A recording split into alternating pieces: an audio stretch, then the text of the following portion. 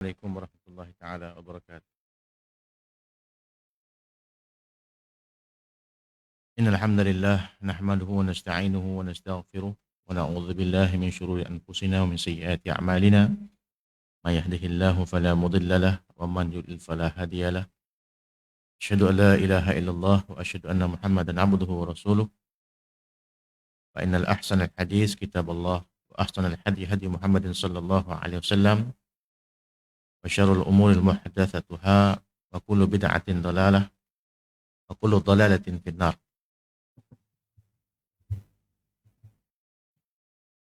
Wassalatu wassalamu ala Rasulillah wa ala alihi wa sahbihi wa man tabi'a wa la amma ba'd. Alhamdulillah, syukur kita kepada Allah Subhanahu wa taala, salawat dan salam kepada baginda Rasulullah sallallahu alaihi wasallam, kepada ahli bait baginda dan para sahabat baginda. Juga kita mohonkan bantuan Allah untuk sekalian para ulama yang mempertahankan agama ini dengan ilmu mereka dan para pejuang agama yang mempertahankan agama ini dengan jihad mereka. Amma ba'd.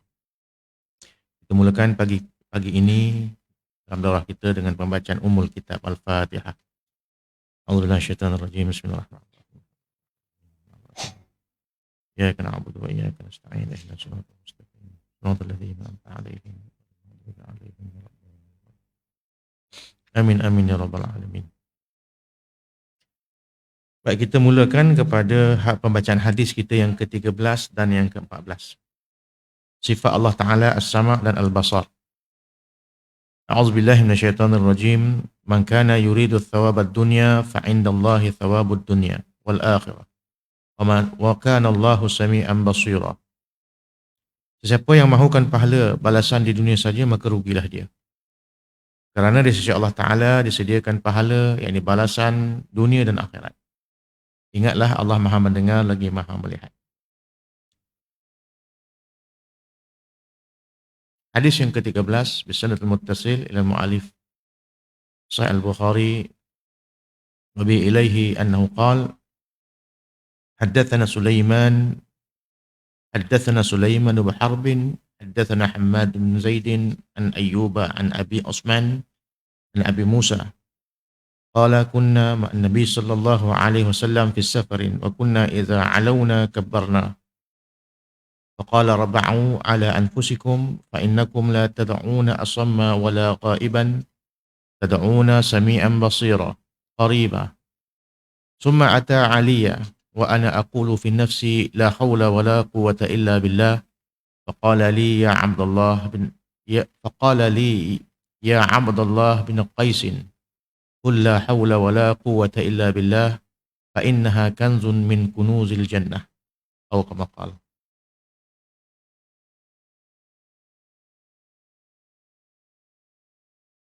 Dengan sanad yang muttasil kepada pengarang kitab Sahih Al-Bukhari, dengan sanadnya beliau telah berkata, telah menceritakan kepada kami Sulaiman bin Harb, telah menceritakan kepada kami Hamad bin Zaid daripada Ayub, daripada Abu Usman, daripada Abu Musa, bahawa beliau telah berkata, pernah kami bersama dengan Rasulullah SAW dalam sebuah perjalanan.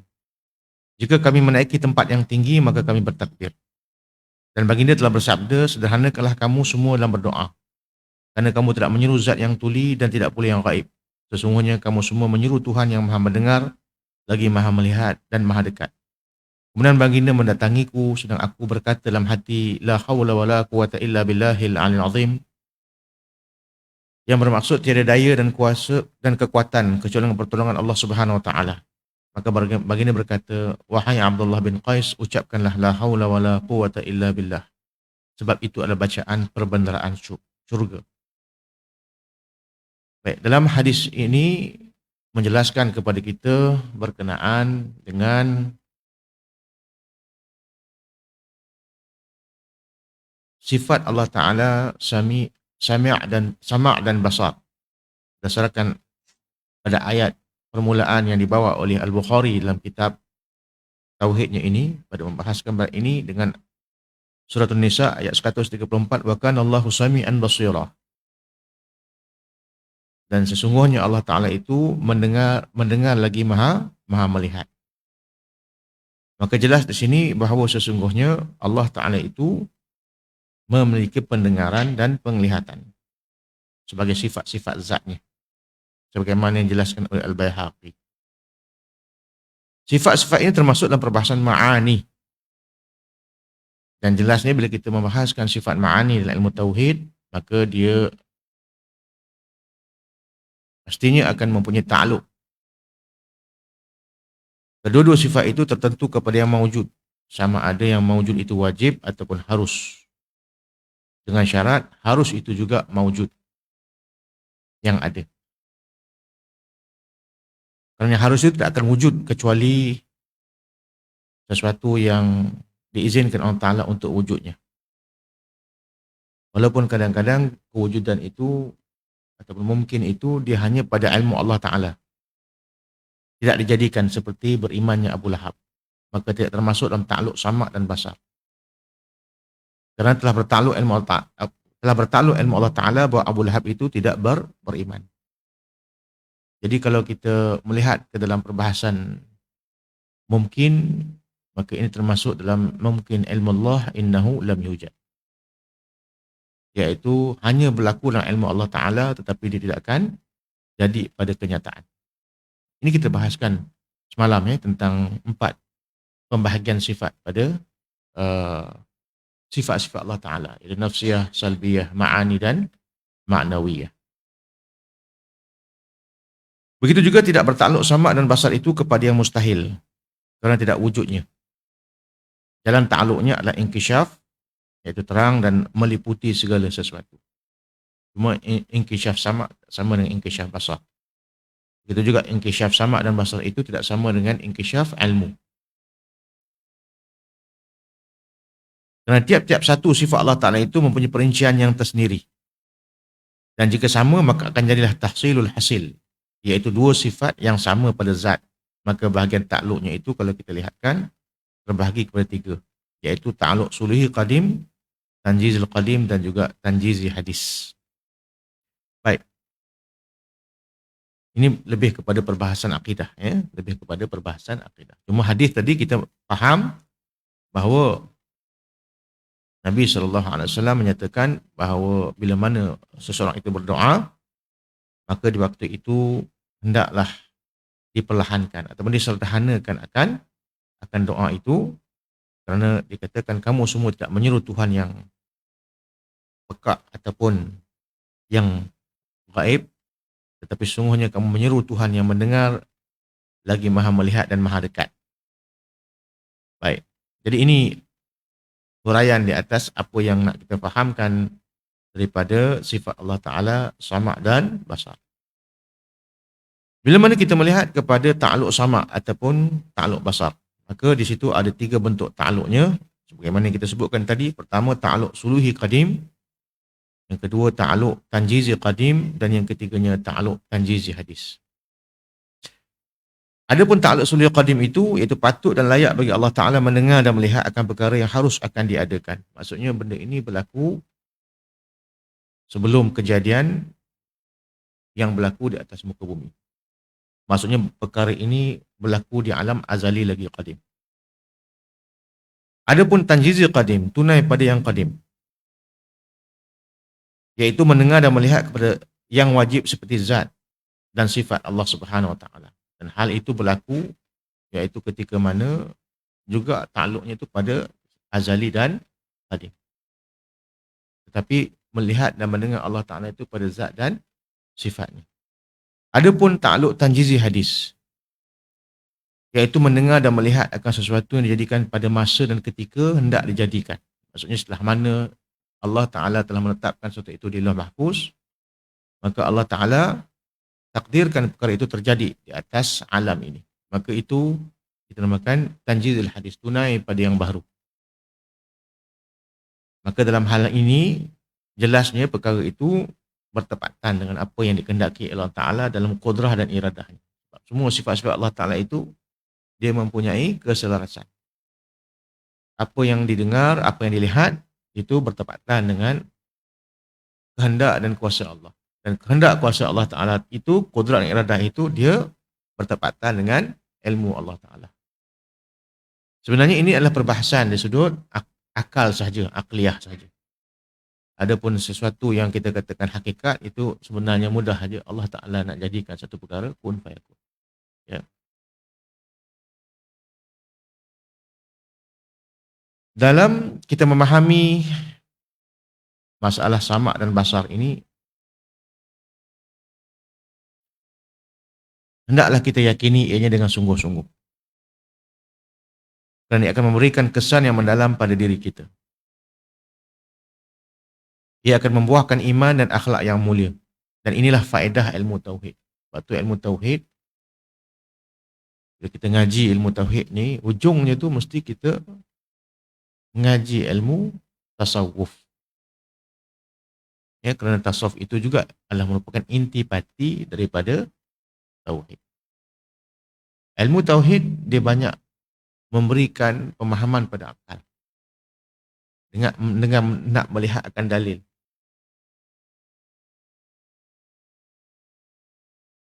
Untuk kita mengesakan Allah Ta'ala. Cuma bila kita mengaji lebih dalam tentang tauhid ni, nanti kita akan bahas tauhid ni dia ada 3 tahapan. Ada yang dinamakan sebagai tauhid istidlali. Ada tauhid yang kita namakan sebagai tauhid syuhudi. Dan ada tauhid yang kita namakan sebagai kashfil wujudi. Adapun perbahasan tauhid secara istidlali ini adalah perbahasan tauhid di mana kita melihat dalil untuk kenal Allah. Tengok alam, maka rasa kebesaran Allah Ta'ala. Afala yanzuruna ilal ibili kaifa khuliqat wa ilal sama'i kaifa rufi'at wa ilal jibali kaifa nusibat wa ilal ardi kaifa sutihat. Fadzakir. Apakah kamu tidak melihat bagaimana keadaan Allah menciptakan akan unta yang penuh dengan keajaiban?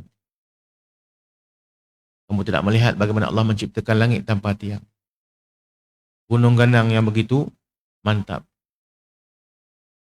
dan bumi yang dibentangkan. Fadzakir. Hendaklah kamu itu memberikan peringatan. Jadi ini adalah tauhid dalam bentuk istidlali yang kita belajar dalam sifat 20. Tetapi akan ada satu ketika nanti kita mengaji tauhid secara syuhudi. Tauhid syuhudi ini, kalau dalam tauhid istidlali kita nampak dalil baru nampak Allah. Tapi dalam syuhudi, dalil itu sendiri sudah menunjukkan tajallinya.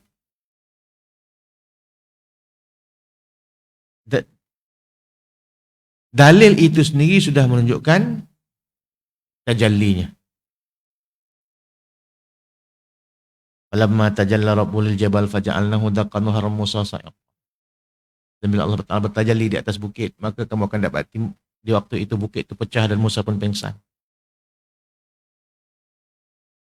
Tajalli ini adalah merupakan satu perkara yang sebagaimana disebutkan oleh Sahibul Hikam Ibn Atha'il As-Sakandari, menakalkan daripada kalam para arifin, ma ra'aitu syai'an illa ra'aitu Allah ma'ahu. Tidak aku melihat satu benda itu melainkan aku lihat Allah Ta'ala itu bersertanya. Ma ra'aitu syai'an illa ra'aitu Allah qablahu wa ba'dahu. Tidak aku melihat satu perkara itu melainkan aku melihat Allah Ta'ala itu sebelumnya ataupun selepasnya. Ini kita katakan tauhid syuhudi. Dan kita mulakan perbahasan tauhid syuhudi ini dengan perbahasan tauhiduz zat, tauhidus sifat, tauhidul asma' dan tauhidul af'al. Yang dikatakan inilah manhaj Syekh Abdul Qadir Al-Jailani dalam mengarang kitab tafsirnya Fawatih Al-Ilahiyah, membawa kepada pembahasan tauhid berbentuk syuhudi ini. Sehingga kan kita melihat apa pun yang ada di depan kita itu, bukan kita melihat benda itu, melainkan kita melihat tajalli ketuhanan.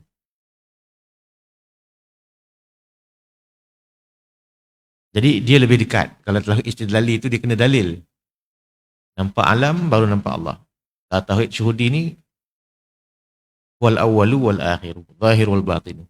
Di awal, di akhir, di zahir, di batin. Fa inna ma tuwallu fa thamma wajhullah. Di mana kamu beradab di situ wajah Allah. Kalau perbahasan dari segi syariat, ayat itu turun untuk semayang sunat dalam kenderaan.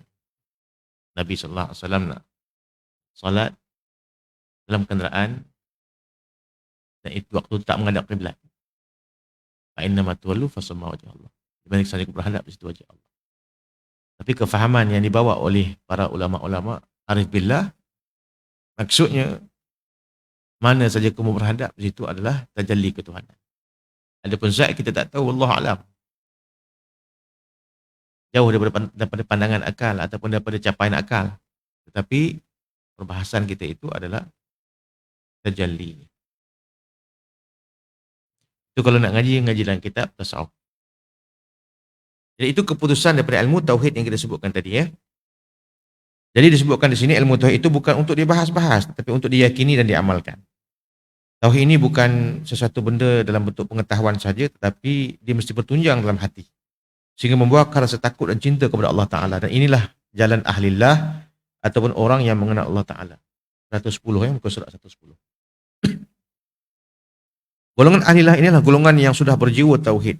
Mereka ini apabila melakukan kesalahan kecil sekalipun, mereka akan minta ampun kepada Allah Ta'ala. Beristighfar kepada Allah Ta'ala. Bukan setakat itu saja, mereka sudah benar-benar menghayati sifat sama' dan basar Allah Subhanahu Wa Ta'ala. Baik. Jadi ini perjalanan yang dibawa oleh golongan ahlillah.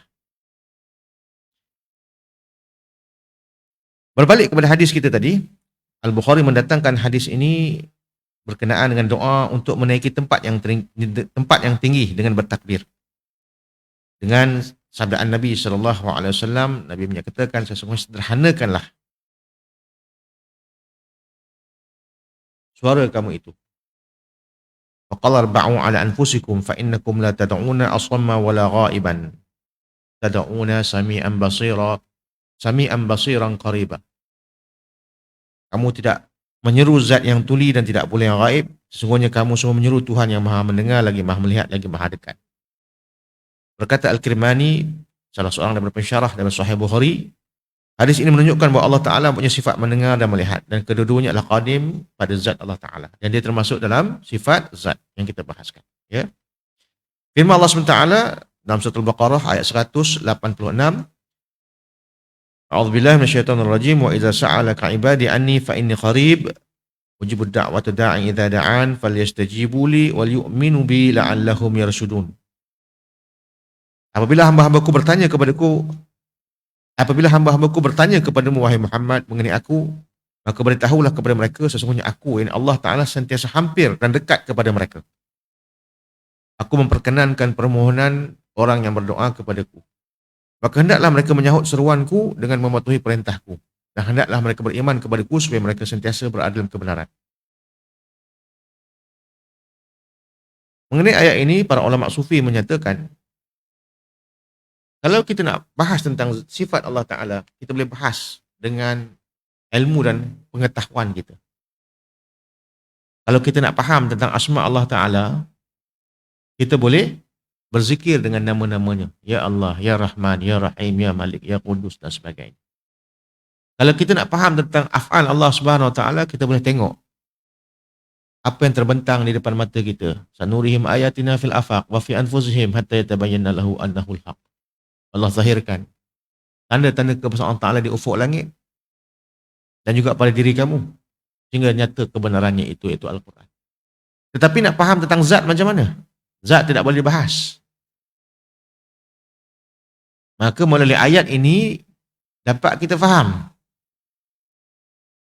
bahawa nak memahami tentang zat Allah Ta'ala ni adalah sesuatu yang kelu lidah.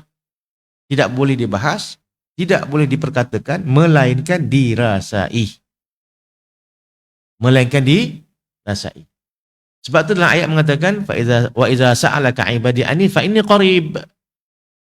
Ujibud da'watu da'i iza da'an.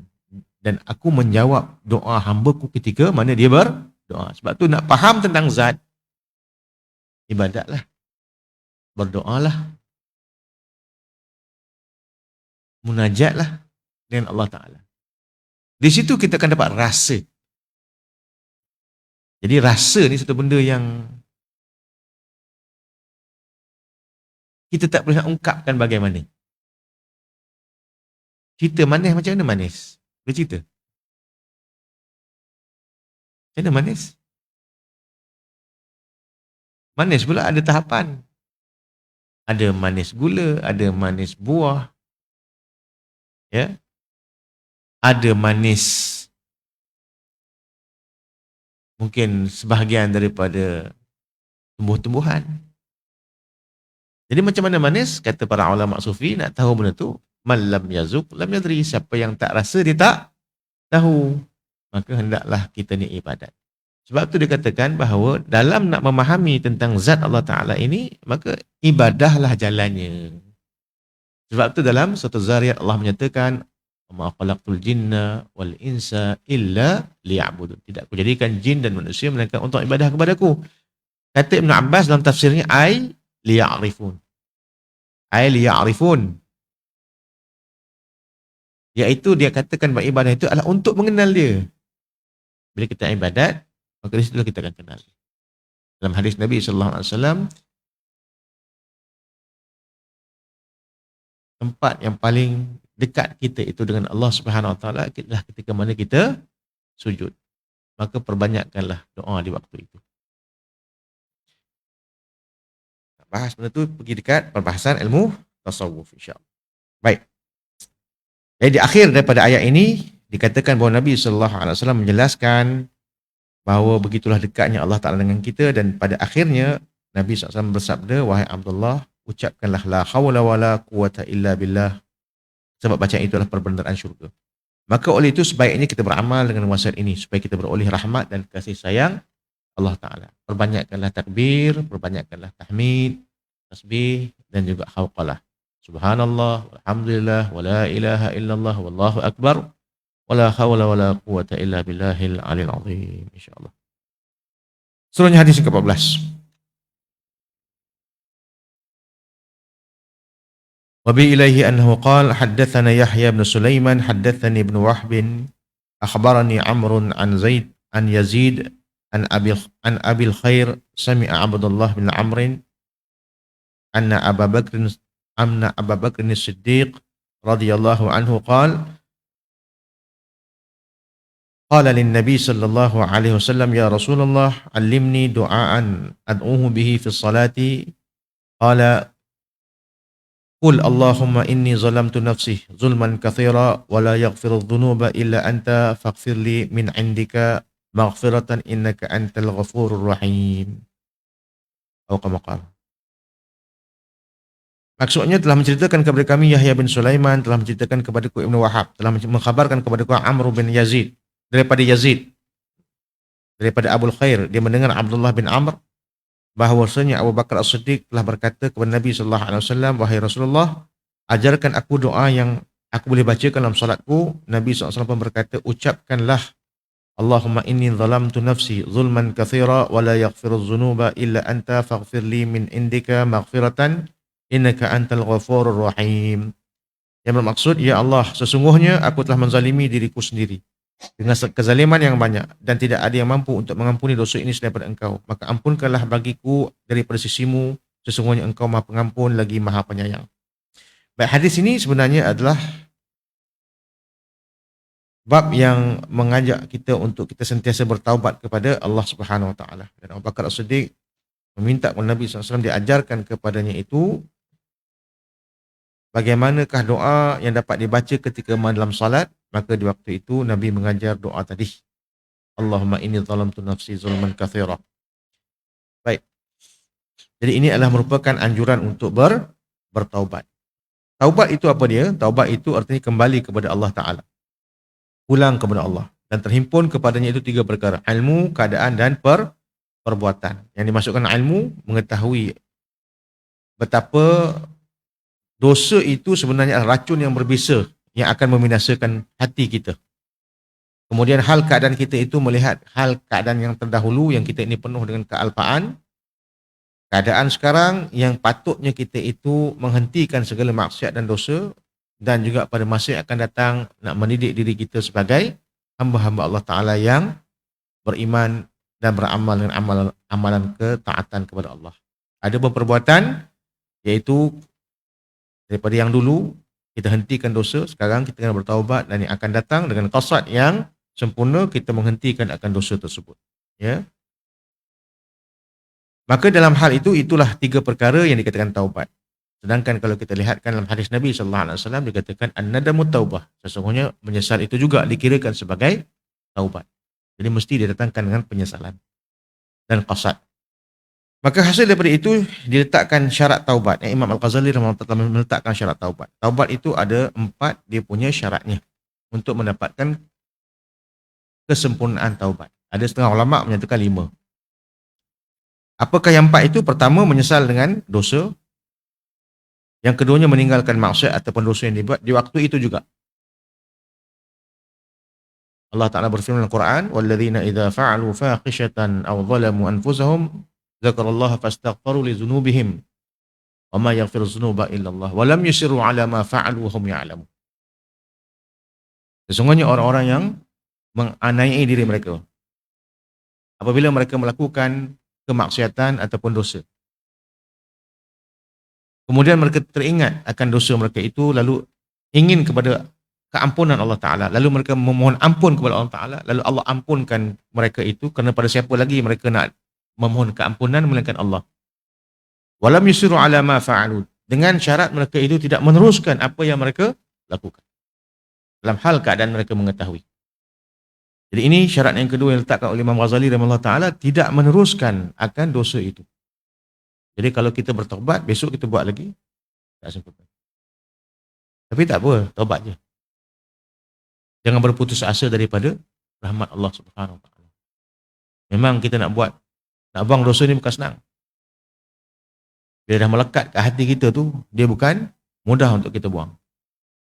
Tapi disitulah kita kena mujahadah untuk kita membuang dosa tersebut dengan bantuan dan pertolongan Allah Subhanahu Wa Taala. Teruskan bertaubat. Tapi kita kena ingat, di waktu itu kita dihukumkan bermain-main dengan taubat tu. Jadi mohon ampun Allah, keampunan Allah, mohon rahmat Allah, mohon agar Allah Ta'ala kuatkan kita, kena ada azab untuk kita berhenti daripada maksiat tersebut, untuk tidak kita meneruskan lagi. Sebab itu syarat yang kedua untuk kita mendapat taubatan nasuha, taubat yang sahih. Adapun yang ketiga, bercita-cita agar tidak kembali membuat maksiat dan dosa itu semula. Bencinya kita dengan maksiat itu macam umpama kita benci dimasukkan ke dalam api. Dan yang keempat, mohon maaf dengan orang yang kita berdosa dengan dia. Siapa yang kita pernah berdosa dengan dia? Kalau kita pernah berdosa dengan satu orang itu di atas dasar agamanya, maka kita kena membersihkan namanya di atas dasar agama, di atas hal tersebut. Kita pernah kata orang tu murtad, syirik ke, bid'ah ke, kita kena bagi tahu balik sebenarnya dia tak syirik, dia tidak bid'ah. Kalau kita menganiayai dia itu dengan apa? Dengan kita memakan harta dia, maka kita kena bayar balik hutang-hutang dia. Kalau dia dah tak ada, kepada warisnya. Itulah syarat untuk kita diterima akan taubat kita. Kalau dengan Allah Ta'ala sama juga. Kalau ada benda yang kita lalaikan, contohnya ada amalan ataupun ada ibadah yang kita tinggalkan daripada hal-hal fardu dan kewajipan, maka kita dikehendaki untuk mengqadanya. Itu di antara syarat taubat. Dan yang kelima, dikehendaki di situ hijrah. Kita melakukan hijrah pada diri kita, supaya tidak ada orang kenal dengan kita dengan perkara-perkara yang lama kita buat. Jadi di situ ada ulama menetapkan ada syarat yang kelima. Tapi biasanya 4 sajalah. Baik. Dosa ini ada banyak. Ini ada dosa besar, ada dosa kecil. Kalau kita lihat dekat sini, dosa besar ini juga ada perbahasan ulama. Ada yang sampai ke 70 lebih. Ya, ada yang sampai lebih daripada itu. Tapi yang disebutkan oleh Syekh Abu Talib Al-Maki dalam kitab Qutul Qulubnya ada 17 saja. Yang besar-besar, yang lain itu berpunca daripada yang 17 ini. Yang pertama, yang berhubung dengan hati, 4 perkara, iaitu syirik kepada Allah, terus menerus dengan maksiat, putus asa dengan rahmat Allah Ta'ala, berasa aman daripada balasan Allah Ta'ala. 4 macam berkait dengan lidah, iaitu bersaksi bohong, menuduh orang berzina, ataupun yang berkaitan dengan maksiat lidah, melakukan sihir, sumpah palsu. 3 macam yang berkaitan dengan perut, minum arak, makan harta yang yatim, dan juga makan riba. Dua macam berkaitan dengan kelamin ataupun kemaluan, zina dan liwat. Dua macam yang berkaitan dengan kedua-dua belah tangannya, membunuh dan mencuri. Satu macam berkaitan dengan kedua-dua belah kakinya, iaitu lari daripada medan perjuangan tanpa uzur. Dan satu macam yang berkaitan dengan derhaka kepada satu macam berkaitan dengan keseluruhan badannya, iaitu derhaka kepada ibu dan ayahnya. Dan inilah 17 dosa besar yang anda lakukan, yang anda kata dilakukan wajib bertaubat. Ya. Ada sebagian ulama pula menambah bilangan dosa besar sebagaimana tersebut dalam Al-Kabair, karangan Az-Zahabi. Jadi ada yang kata 70 lebih, ada yang mengatakan lebih daripada 70 lebih itu dosa-dosa besar. Ya, kita boleh tengok dekat kitab Al-Kabair, karangan Imam Al-Zahabi. Ada pun dosa kecil boleh jadi dosa besar dengan 6 perkara. Ya, dosa kecil boleh jadi dosa besar dengan 6 perkara. Jadi dosa-dosa kecil ni walaupun dia dosa kecil, tapi sebenarnya apa saja yang dapat mengundang kemurkaan Allah Ta'ala, sebenarnya dia dikirakan besar. Walaupun kita kata ini dosa kecil, kan? Apa contoh dosa kecil? Contoh dosa kecil, apa dia? Di antaranya?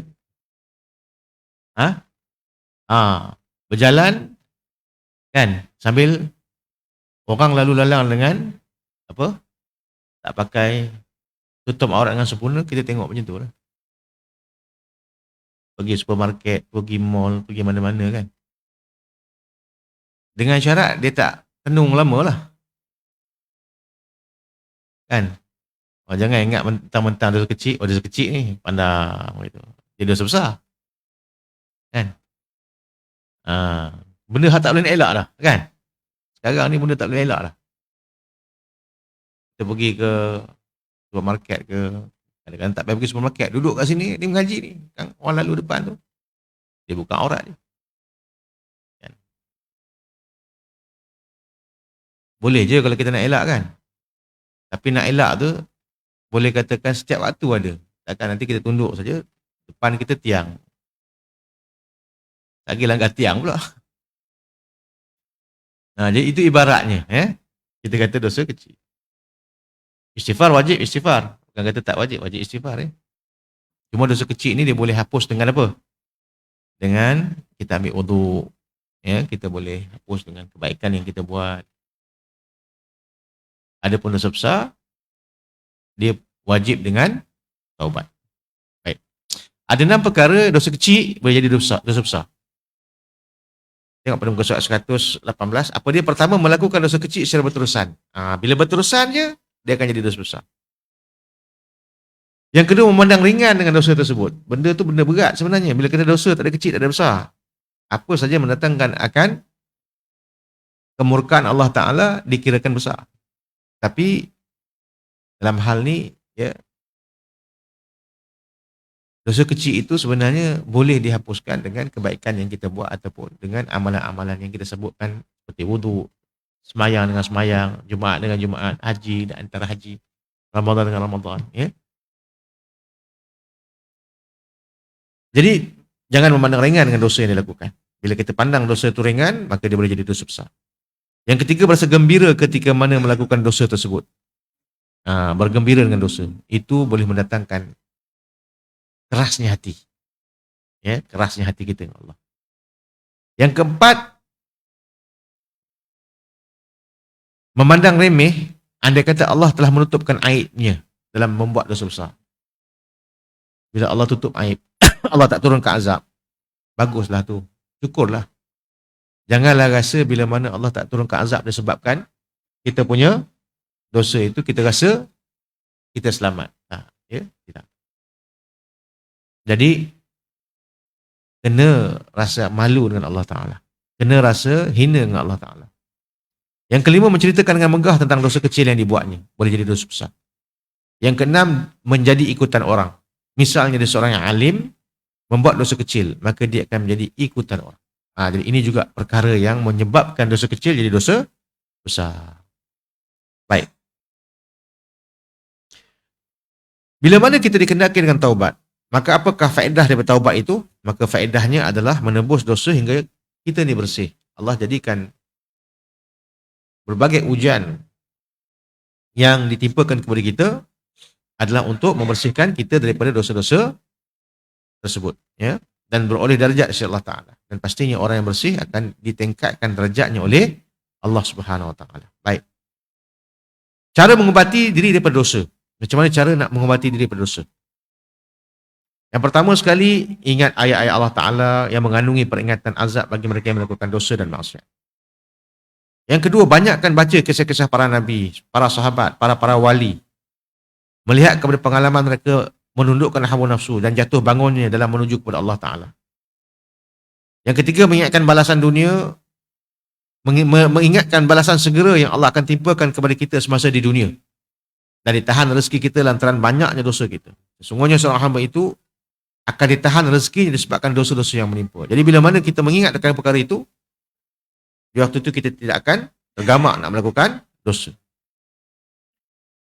Yang keempat, juga kita mengingati hukuman pada setiap dosa dan maksiat yang kita lakukan. Kalau ada dosa dan maksiat yang kita lakukan, cepat-cepat kita bertaubat kepada Allah Ta'ala. Sebab pastinya dosa itu akan mengundang kemurkaan Allah, dan bila Allah murka, Allah boleh hukum kita bila-bila masa saja.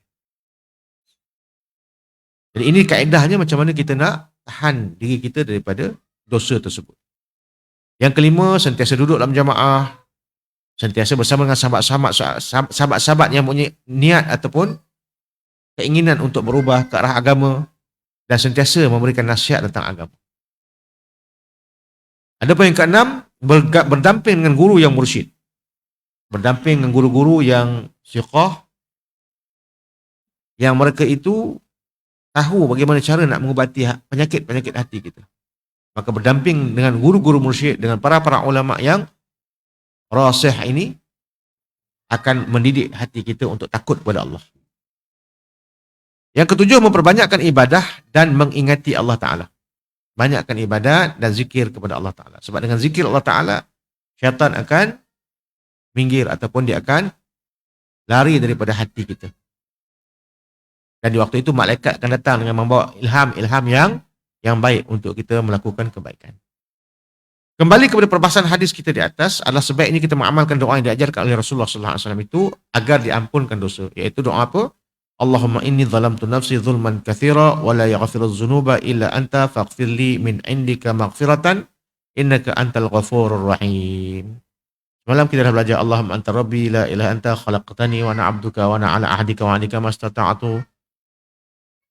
A'udzubika min syarri ma sana'tu abu laka bi ni'matika alayya wa abu laka bi dhanbi faghfirli fa innahu la yaghfiruz dzunuba illa anta. Itu sayyidul istighfar yang boleh kita amalkan juga untuk kita memohon ampun daripada Allah SWT, yang warid daripada Nabi sallallahu alaihi wasallam. Hari ini ada juga doa, Allahumma inni zalamtu nafsi zulman katsira wa la yaghfirudz dzunuba illa anta faghfirli min indika maghfiratan innaka antal ghafurur rahim.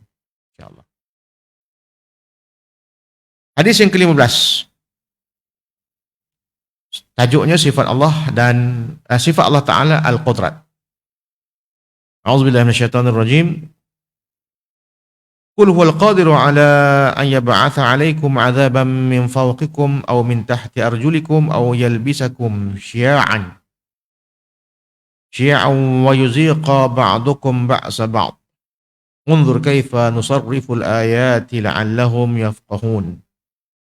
Al-An'am ayat 65. Katakanlah, dialah yang berkuasa untuk menghantar azab bala bencana kepada kamu, sama ada dari sebelah atas kamu ataupun di atas bawah kaki kamu, atau dia menjadikan kamu bermusuhan, berpecah-pecah dan berpuak-puak, dan dia merasakan sebahagian daripada kamu akan keganasan dan kekejaman sebahagian dengan sebahagian yang lainnya. Perhatikan bagaimana kami menjelaskan ayat-ayat yang telah menunjukkan kebesaran kami dengan berbagai cara supaya mereka memahaminya. Baik, hadis yang ke-15. Wa bi ilaihi annahu qala haddatsani Ibrahim bin Munzir haddatsana Ma'an bin Isa haddatsani Abdurrahman bin Abi Mawali qala sami'tu Muhammad bin Munkadir yuhadditsu Abdullah bin al-Hasan yaqulu akhbarani Jabir bin Abdullah as-Salami qala kana Rasulullah sallallahu alaihi wasallam yu'allimu ashabahu istiqarata fil umuri kulliha kama yu'allimuhumul surata minal Qur'an. yaqulu idza hamma ahadukum bil amri falyarka' rak'ataini min ghairi al fariidah thumma liyaqul Allahumma inni astaghfiruka bi'ilmika wa astaqdiruka biqudratika wa as'aluka min fadlika fa innaka taqdiru wa la aqdir wa ta'lam wa la a'lamu antal 'allamul ghuyub Allahumma fa in kunta ta'lam hadzal amr thumma tusammihi bi'ainihi khairan li fi ajili amri wa ajilihi qala aw fi dini wa ma'ashi wa aqibati amri faqdurhu li wa yassirhu li thumma barik li fihi Allahumma wa in kunta ta'lam annahu syarrun li fi dini wa ma'ashi wa aqibati amri aw qala fi ajili amri wa ajilihi fasrifni anhu waqdur li al khair haitsu kana thumma radini bihi aw kama qala. Maksudnya telah menceritakan kepadaku Ibrahim bin Munzir, telah menceritakan kepada kami Ma'an bin Isa, telah menceritakan kepadaku Abdul Rahman bin Abu Mawali, bahawa dia telah berkata, aku mendengar Muhammad bin Munqadir. Muhammad bin Al-Munqadir menceritakan daripada Abdullah bin Hasan. Dia berkata, telah mengkhabarkan kepadaku Jabir bin Abdullah As-Salami, bahawa dia telah berkata, Rasulullah SAW mengajarkan para sahabatnya untuk melakukan istikharah, meminta pilihan. Dalam semua doanya sebagaimana baginda telah mengajarkan surah Al-Quran kepada mereka. Baginda mengatakan jika seorang dari kamu mempunyai sesuatu keinginan, maka hendaklah dia mengerjakan solat 2 rakaat bukan daripada solat yang wajib dan kemudian mengucapkan doa Allahumma inni astaghiruka bi'ilmika wa astaqdiruka biqudratika ila akhir, yang bermaksud ya Allah, aku meminta pilihan kepadamu dengan ilmu-Mu, dan aku meminta keputusan dengan keputusanmu, dan aku meminta-Mu dengan kurniamu. Sesungguhnya Engkau memutuskan, dan aku tidak mampu memutuskannya. Dan Engkau maha tahu, sedangkan aku tidak mengetahuinya. Dan Engkau maha mengetahui yang gaib. Ya Allah, Ya Allah, jikalah Engkau tahu bahawa urusan ini, dan dinyatakan urusan itu. Ya, dinyatakan urusan itu. Tusammihi bi'ainih. Apakah urusannya? Adalah baik bagiku, baik untuk masa yang terdekat ataupun masa yang akan datang, ataupun sepertiga ataupun sepertinya. Dia berkata dalam urusan agamaku dan duniaku serta kesudahan urusanku, maka tetapkanlah untukku dan mudahkanlah bagiku, kemudian berikanlah kepadaku barakah. Ya Allah, sebaliknya jika Engkau tahu bahawa urusan ini buruk bagiku dalam urusan agamaku dan kehidupanku serta kesudahan urusanku, ataupun sepertinya, dia berkata dalam urusan yang terdekat ataupun yang akan datang, maka palingkanlah aku daripadanya dan tetapkanlah kebaikan bagiku daripada mana ia berada, kemudian jadikanlah aku redha terhadapnya. Baik, ini termasuk dalam masalah apa yang kita bahaskan tentang sifat qudrah Allah Ta'ala. Ya. Keterangan hadis. Al-Qudrat termasuk sifat-sifat zat. Dalam tajuk bab, Al-Bukhari mendatangkan ayat yang menunjukkan sifat qudrat Allah Ta'ala. Dalam redaksi ayat tersebut, Allah menjelaskan bahawa Allah mampu untuk menghantar azab, seksa, dengan pelbagai cara kepada siapa yang menderhaka kepadanya. Kemudian datangkan hadis istikharah dengan maksud menyerahkan urusan kepada yang maha berkuasa. Dalam hadis ini, Rasulullah mengajarkan jika kita mempunyai sesuatu perkara yang kita perlukan, maka hendaklah kita solat istikharah 2 rakaat. Kemudian bacalah doa yang diajarkan oleh Nabi SAW sama ada selepas solat atau ketika dalam sujud atau ketika selepas membaca tasyahud sebagaimana dijelaskan oleh Al-Qastalani dalam Irsyadus Sari. Jadi kita boleh baca kat mana pun, lepas solat pun boleh. Ya, ataupun nak baca ketika mana kita sujud, ataupun nak baca lepas daripada tasyahud. Ya, lepas kita tasyahud pun kita ada baca bacaan-bacaan doa yang warid dari Nabi SAW yang untuk kita memohon daripada Allah Ta'ala jauh daripada azab neraka, jauh daripada azab kubur, ya, min fitnatil mahya wal mamat, min fitnatil masihid dajjal. Kita sebut selepas daripada tasyahud. Boleh juga kita doa benda ni untuk kita mohon istikharah. Kalau ada sesuatu yang kita nak minta dan mohon kepada Allah Ta'ala. Cuma bagi orang yang sufi, mereka ini buat istikharah, satu dengan kaedah macam ni, satu lagi memang mereka buat tiap-tiap hari istikharah. Kenapa? Kerana kita tak tahu hidup kita macam mana. Jadi mereka memohon kepada Allah Ta'ala untuk dipimpin mereka itu daripada awal sampai akhirnya. Itu juga termasuk istikharah. Jadi mereka ni setiap hari dia istikharah. Tapi tak ada apa pun dia nak pilih. Rupanya dia pergi kepada ihdinas siratal mustaqim. Tunjukkanlah kami jalan yang benar.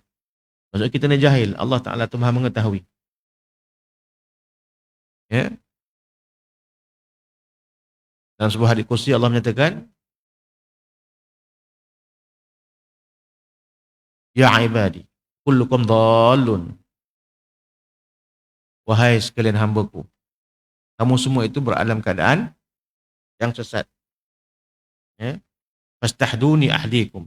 Hendaklah kamu itu mohon hidayah daripada aku, maka aku akan tunjukkan kepada kamu. Jadi di situlah kita istigharah mohon kepada Allah Ta'ala agar ditunjukkan kepada kita ini dengan kebaikan. Begitu juga dengan hajat.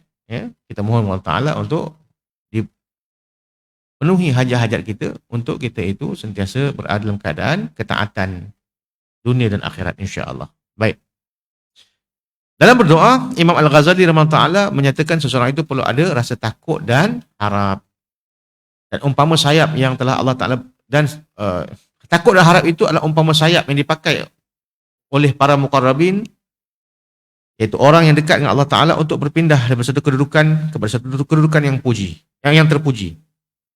Kedua-duanya umpama kenderaan yang membawa mereka melintasi berbagai-bagai rintangan dan halangan untuk menuju jalan akhirat. Khauf dan raja, takut dan harap itu juga mengimbangi segala perbuatan dan mujahadah agar tidak terkeluar dari batasan adab dan akhlak Allah Subhanahu Wa Taala. Jadi di situ ada perbahasan mengenai khauf dan raja. Ya. Jadi di situ kita boleh bacalah ya, tentang khauf dan raja itu insya-Allah. Dan bila mana kita melihat kepada hadis tadi, Nabi SAW suruh para sahabat itu untuk melaksanakan 2 rakaat salat. 2 rakaat dengan salat istigharah. Sebagaimana diajarkan oleh Rasulullah SAW. Dan firman Allah Ta'ala dalam surah Al-Baqarah, Allah berfirman, wasta'inu bis sabri was salah wa innaha lakabiratun illa 'alal khashi'in. Dan mintalah pertolongan kepada Allah Ta'ala dengan jalan bersabar dan mengerjakan salat, kerana sesungguhnya salat itu amat berat kecuali orang yang khusyuk. Dan kemudian bacalah doa sebagaimana diajarkan oleh Nabi sallallahu alaihi wasallam, ataupun apa-apa saja doa yang kita tahu untuk kita mohon kepada Allah Ta'ala. Dan bila mana kita sebut kat situ fa in kunta ta'lamu hadzal amr, kemudian kita sebutlah kita punya hajat tu. Sebutlah hajat tu. Dia kata thumma tusammihi bi'ainihi. Jangan baca hak tu pula. Kan? Dan kemudiannya dikatakan hendaklah dia nyatakan apakah perkaranya. Disebutkan apakah perkara dia. Kita sebutlah kat situ. Cuma kadang-kadang bila guna bahasa kita ni tak ada barakah. Bahasa Nabi sallallahu alaihi wasallam tentu ada barakah. Sesunan itu daripada Allah, wa ma yantiqu anil hawa in huwa illa wahyu yuha. Tidaklah berkata Nabi sallallahu alaihi wasallam itu daripada nafsu dia, melainkan wahyu daripada Allah Taala. Jadi kita kena ikut kalam yang telah diajarkan oleh Nabi sallallahu alaihi wasallam kepada kita. Kita doa dengan doa ini, insya-Allah mudah-mudahan Allah Taala berikan kepada kita petunjuk, insya-Allah. Baik. Seterusnya hadis yang ke-16, 17, 18. Ini kena baca speed sikit. Malah kita banyak boleh huraikan. Hari ni kita kena express sikit. Huraian 99 nama Allah Ta'ala. Penjelasan mengenai Allah Ta'ala turun ke langit dunia.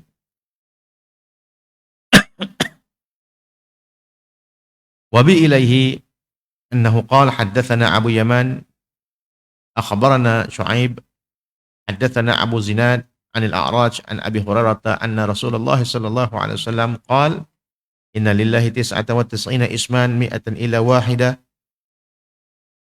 من أحصاها دخل الجنة. ومعنى أحصاها أحصيناه حفظناه أو كما قال.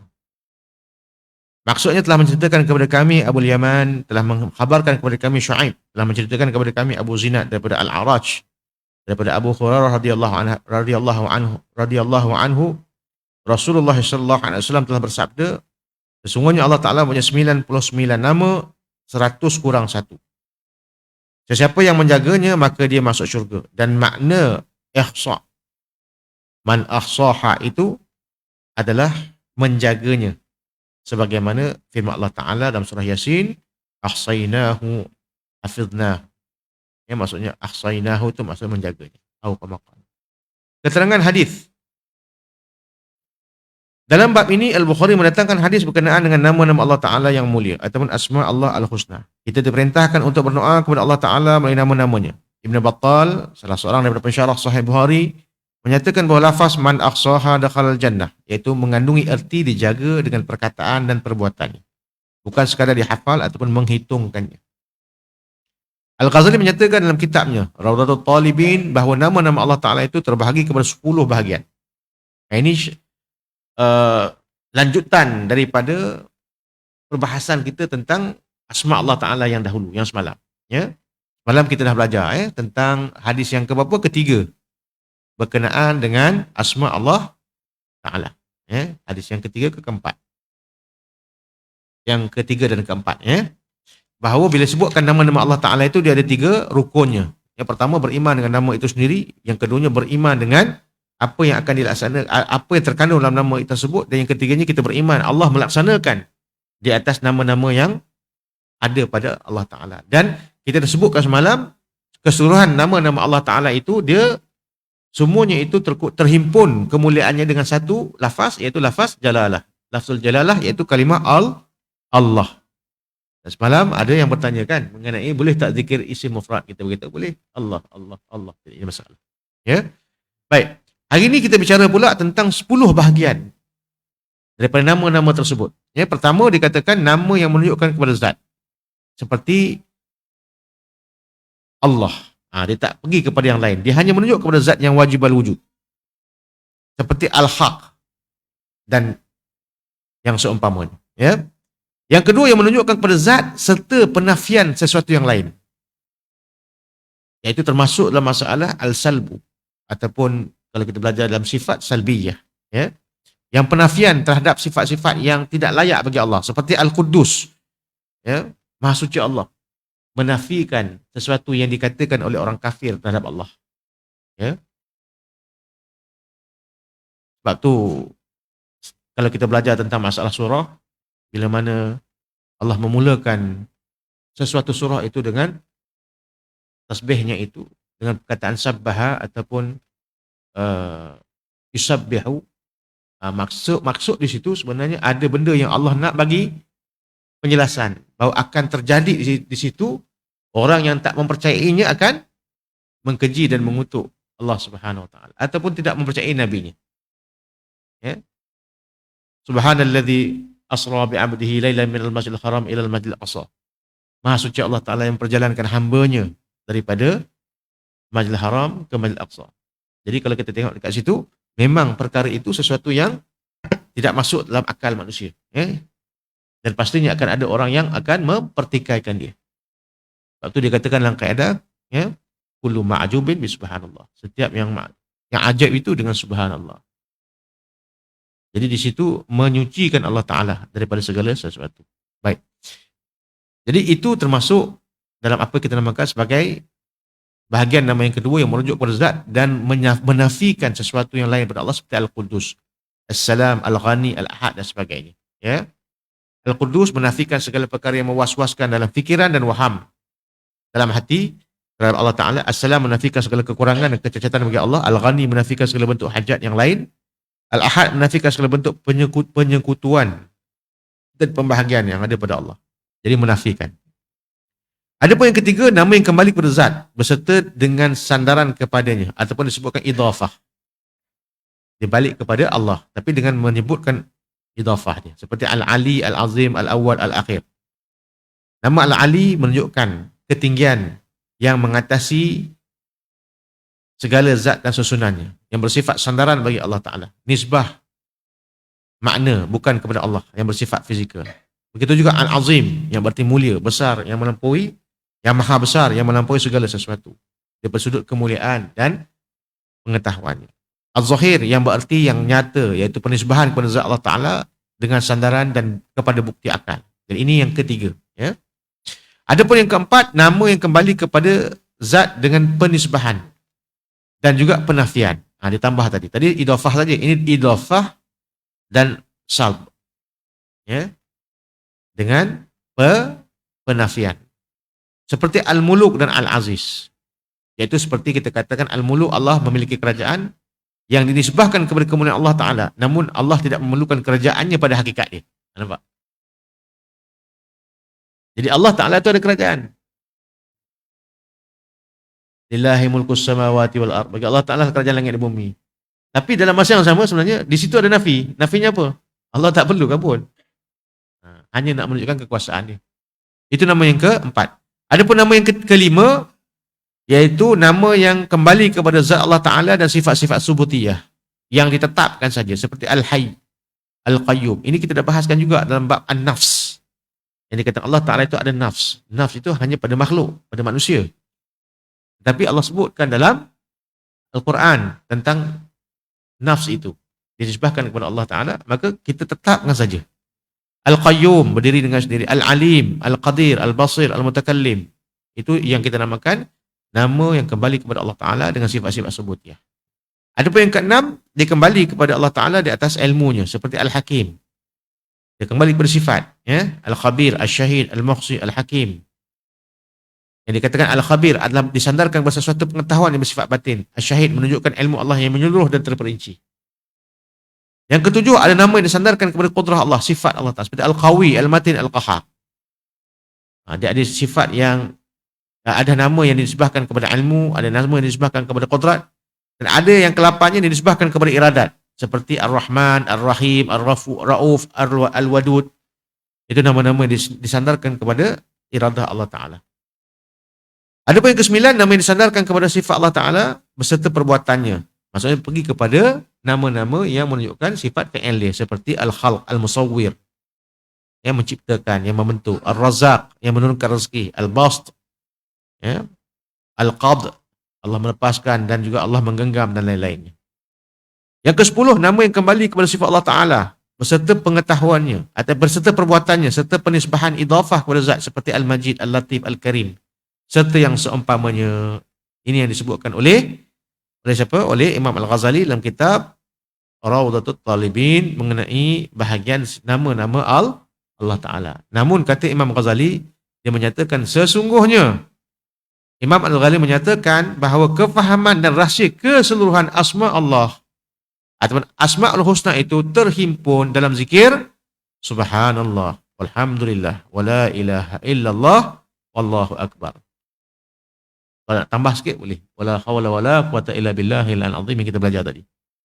Ini kata subhanallah itu adalah zikirnya para malaikat. Alhamdulillah itu zikirnya Nabi Adam. La ilaha illallah itu zikirnya Nabi Ibrahim. Allahu akbar itu zikirnya Nabi Musa. La hawla wala quwata illa billahil azim itu adalah zikirnya Nabi Muhammad sallallahu alaihi wasallam. Jadi kata Imam Ghazali sebenarnya terhimpun kepada subhanallah, alhamdulillah, wala ilaha illallah, Allahu akbar. Kenapa? Kerana kalimah subhanallah, maha suci Allah, mengandungi erti penyucian pada zat, sifat, nama-namanya.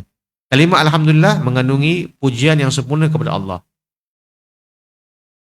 Mengandungi pujian yang sempurna kepada Allah Ta'ala daripada sekalian hambanya. Kalimah la ilaha illallah mengandungi penafian terhadap segala sesuatu yang tidak layak bagi Allah. Salbiyah tadi. Dan penetapan uluhiyahnya. Dan kalimah Allahu Akbar, Allah yang maha besar, mengandungi kebesaran yang tiada terhingga. Sehingga tidak mampu dibandingkan dengan apa jua pun. Semua kalimat tersebut berpaksi kepada nama Allah yang dinamakan lafzul jalalah. Jadi tadi kita sebut subhanallah, alhamdulillah, wala ilaha illallah, Allahu akbar. Tapi hakikatnya kembali kepada Allah. Lafzul jalalah. Sebab tu lafzul jalalah ni, dengan ulama sufi tu dia buat semua. Apa saja boleh jadi zikir. Ya. Kalau Allah saja dikekalkan, jadi Allah. Kalau dia buang alif, dia jadi lillah. Kalau buang alif dengan lam, jadi lahu. Kalau dia buang lam yang dua itu di tengah, jadi ah. Kalau dia kekalkan yang belakang saja, alif, lam, lam, ha itu dia buang jadi hu. Jadi 7 kaedah zikir yang dibawa oleh ulama-ulama sufi pada memahamkan zikir kalimah atau zikir lafzul jalalah. Tapi itu pada disiplin ilmu tasawuf, ya. Baik, seterusnya hadis yang ke-17.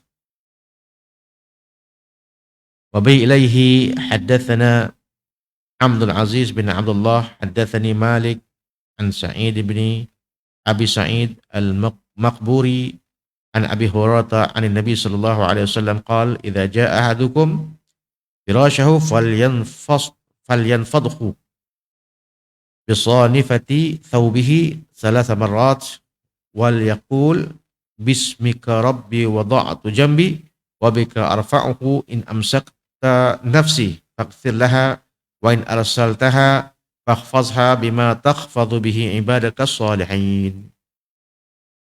Atau kama qala.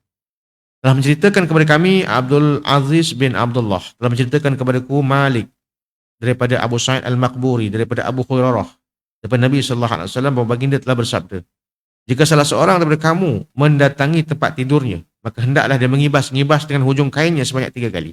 Dan hendaklah dia membaca doa, Bismika Rabbi wada'tu jambi wa bika arfa'uhu in amsakta nafsi faghfir laha wa in arsaltaha wakhfazha bima takhfazu bihi ibadaka salihin. Yang bermaksud dengan menyebut namamu, wahai Tuhanku, aku baringkan pinggangku di atas namamu dan aku mengangkatnya, dan jika engkau menahan diriku, maka berikanlah ampunan terhadapku ataupun terhadapnya, dan jika engkau melepaskannya, maka jagalah sebagaimana engkau menjaga hamba-hambamu yang soleh. Jadi hadis yang ke-17 ini menunjukkan berkaitan dengan apa? Dengan nama-nama Allah yang kita ucapkan dalam doa, Bismika Rabbi, dengan namamu wahai Tuhanku. Baik, kenapa benda ni penting? Sebab tidur itu adalah saudaranya mati. Ya. Sebab tu Nabi SAW ajar kepada kita tata cara dan adab-adab tidur. Sebab apa? Dalam surah Zumar ayat 42 Allah menyatakan, Allah yatawaffal anfus hina mautiha wallati lam tamut fi manamiha wa yamsiku allati qada 'alaiha al-maut wa yursilul ukhra ila ajalin musamma. Allah menyatakan Allah lah yang akan mematikan diri-diri manusia itu ketika mana matinya.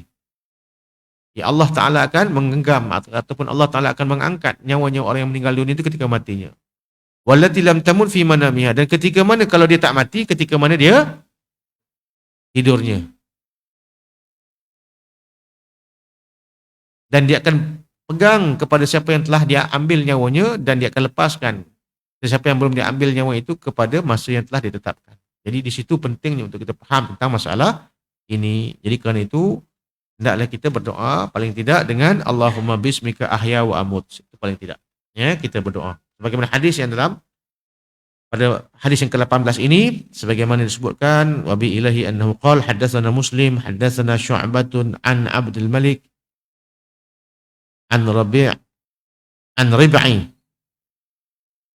an Huzaifah qala kana an-nabi sallallahu alaihi wasallam idza awa ila firashihi qala Allahumma bismika ahya wa amut, wa idza asbaha qala alhamdulillahilladzi ahyana ba'da ma amatana wa ilaihi an-nusyur.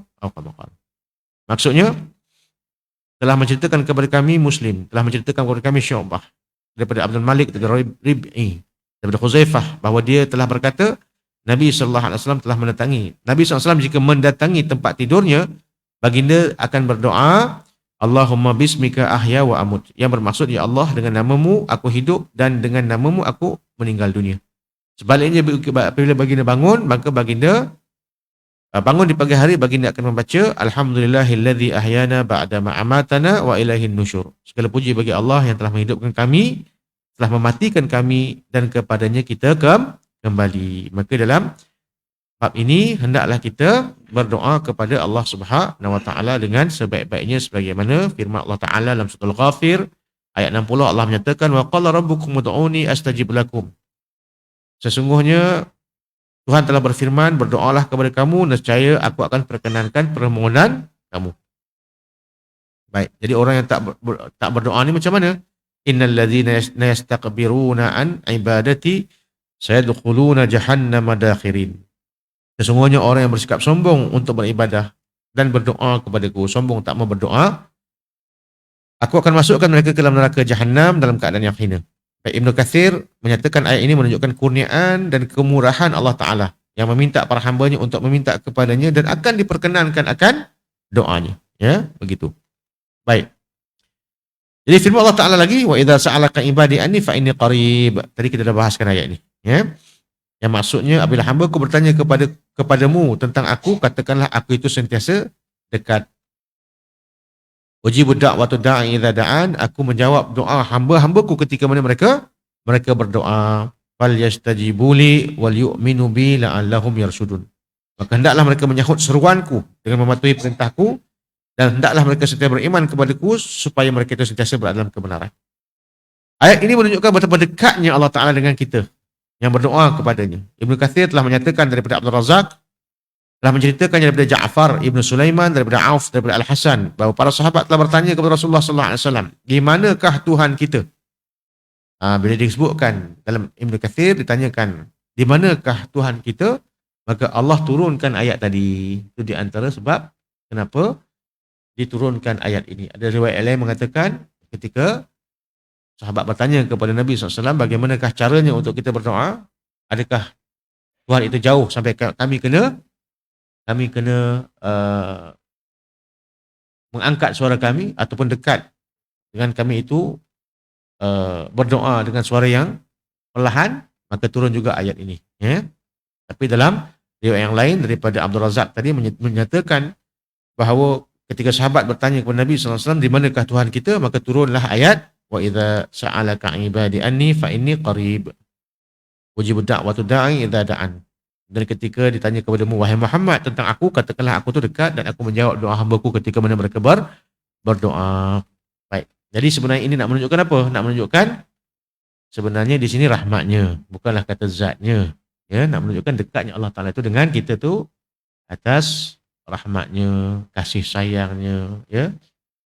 Dan kita dikehendaki untuk sentiasa bermuraqabah dalam ibadah kita, ya. Sebagaimana yang telah dijelaskan dalam hadis ihsan, ketika mana Jibril bertanya kepada Nabi sallallahu alaihi wasallam, "Ikhbirni 'anil ihsan." Apa kata Nabi sallallahu alaihi wasallam? "Anta abudallaha ka'annaka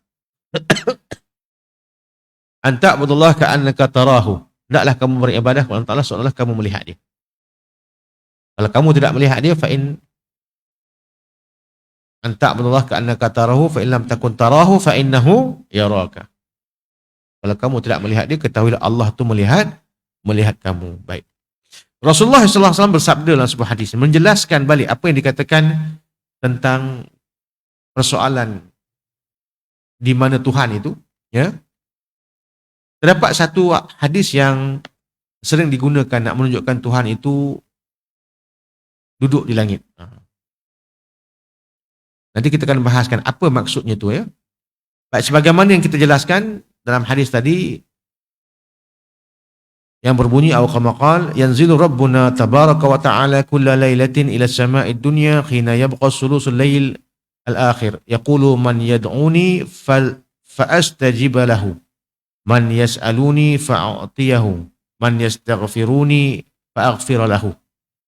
Yang maksudnya rahmat Allah Ta'ala turun pada setiap malam ke langit dunia pada sepertiga malam terakhir dan berfirman, siapa yang berdoa kepadaku pasti akan aku kabulkan, dan siapa yang minta kepadaku pasti aku akan penuhi, dan siapa yang memohon ampun kepadaku pasti akan aku ampuni. Baik, dalam hal ini hadis ini digunakan untuk menunjukkan, dikatakan yunzilu rabbuna tabaraka wa ta'ala, telah turun Allah Ta'ala itu pada setiap 2/3 malam, ya, ataupun 1/3 malam.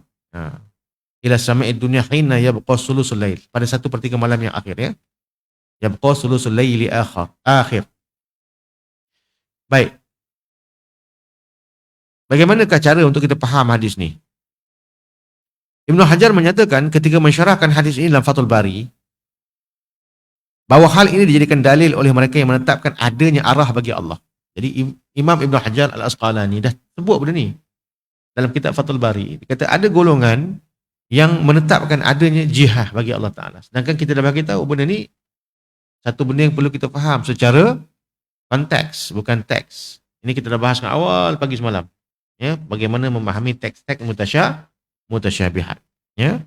Dan bila mana mutasyabihat itu berlaku, naklah dipulangkan kepada muhkamat. Apa itu muhkamatnya? Laisa kamitslihi syai'. Ya. Baik. Mereka mengatakan bahawa Allah Ta'ala itu berada di atas. Namun pandangan tersebut diingkari oleh jumhur ulama. Kerana pandangan yang demikian telah menetapkan tempat atau ruang bagi Allah. Sesungguhnya terdapat perbezaan terhadap pendapat dalam perkara ini. Sebahagian daripada mereka berpendapat dengan memahami makna zahir dan hakikat daripada lafaz turun ataupun an-nuzul.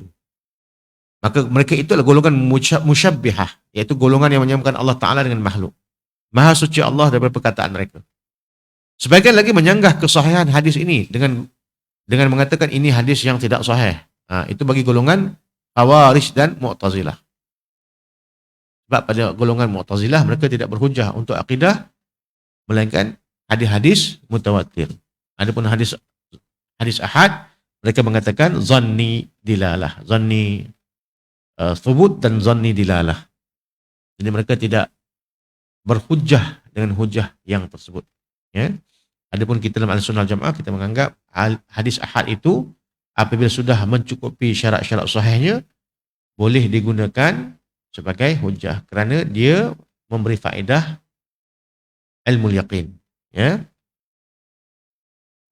Dan dia menyokong akan nas-nas yang mutawatir yang ada dalam Quran. Baik.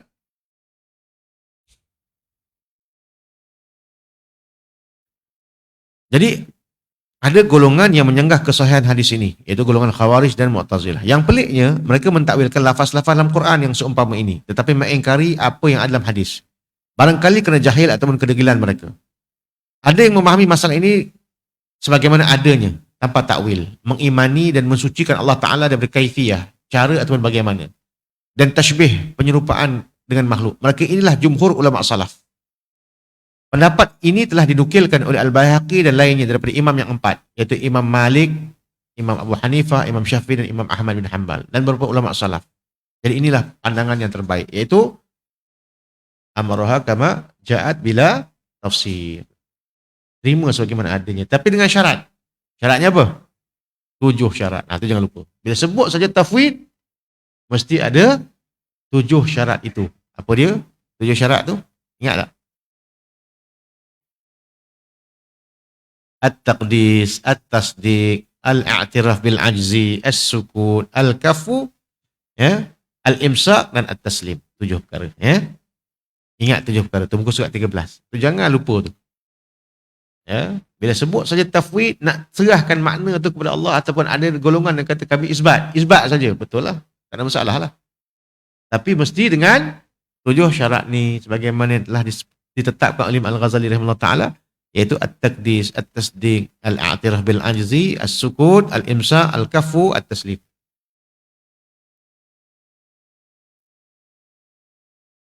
Jadi kalau nanti ada orang kata, itu Imam Ghazali, kami tak terima Imam Ghazali, macam mana? Ni Imam Ghazali kan, kami tak terima, dia banyak meriwayatkan hadis dhaif kononnya. Kata dia orang lah. Kan? Kata setengah orang. Macam mana kita cakap?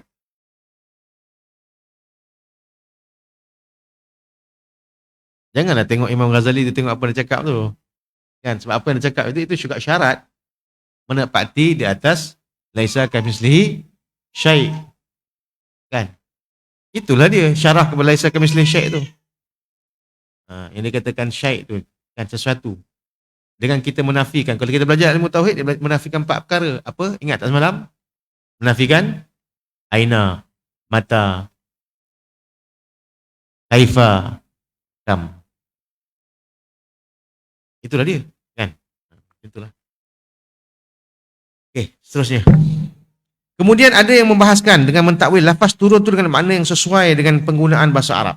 Ada yang menggunakan kaedah takwil, maka dia menggunakan sesuai dengan bahasa Arab.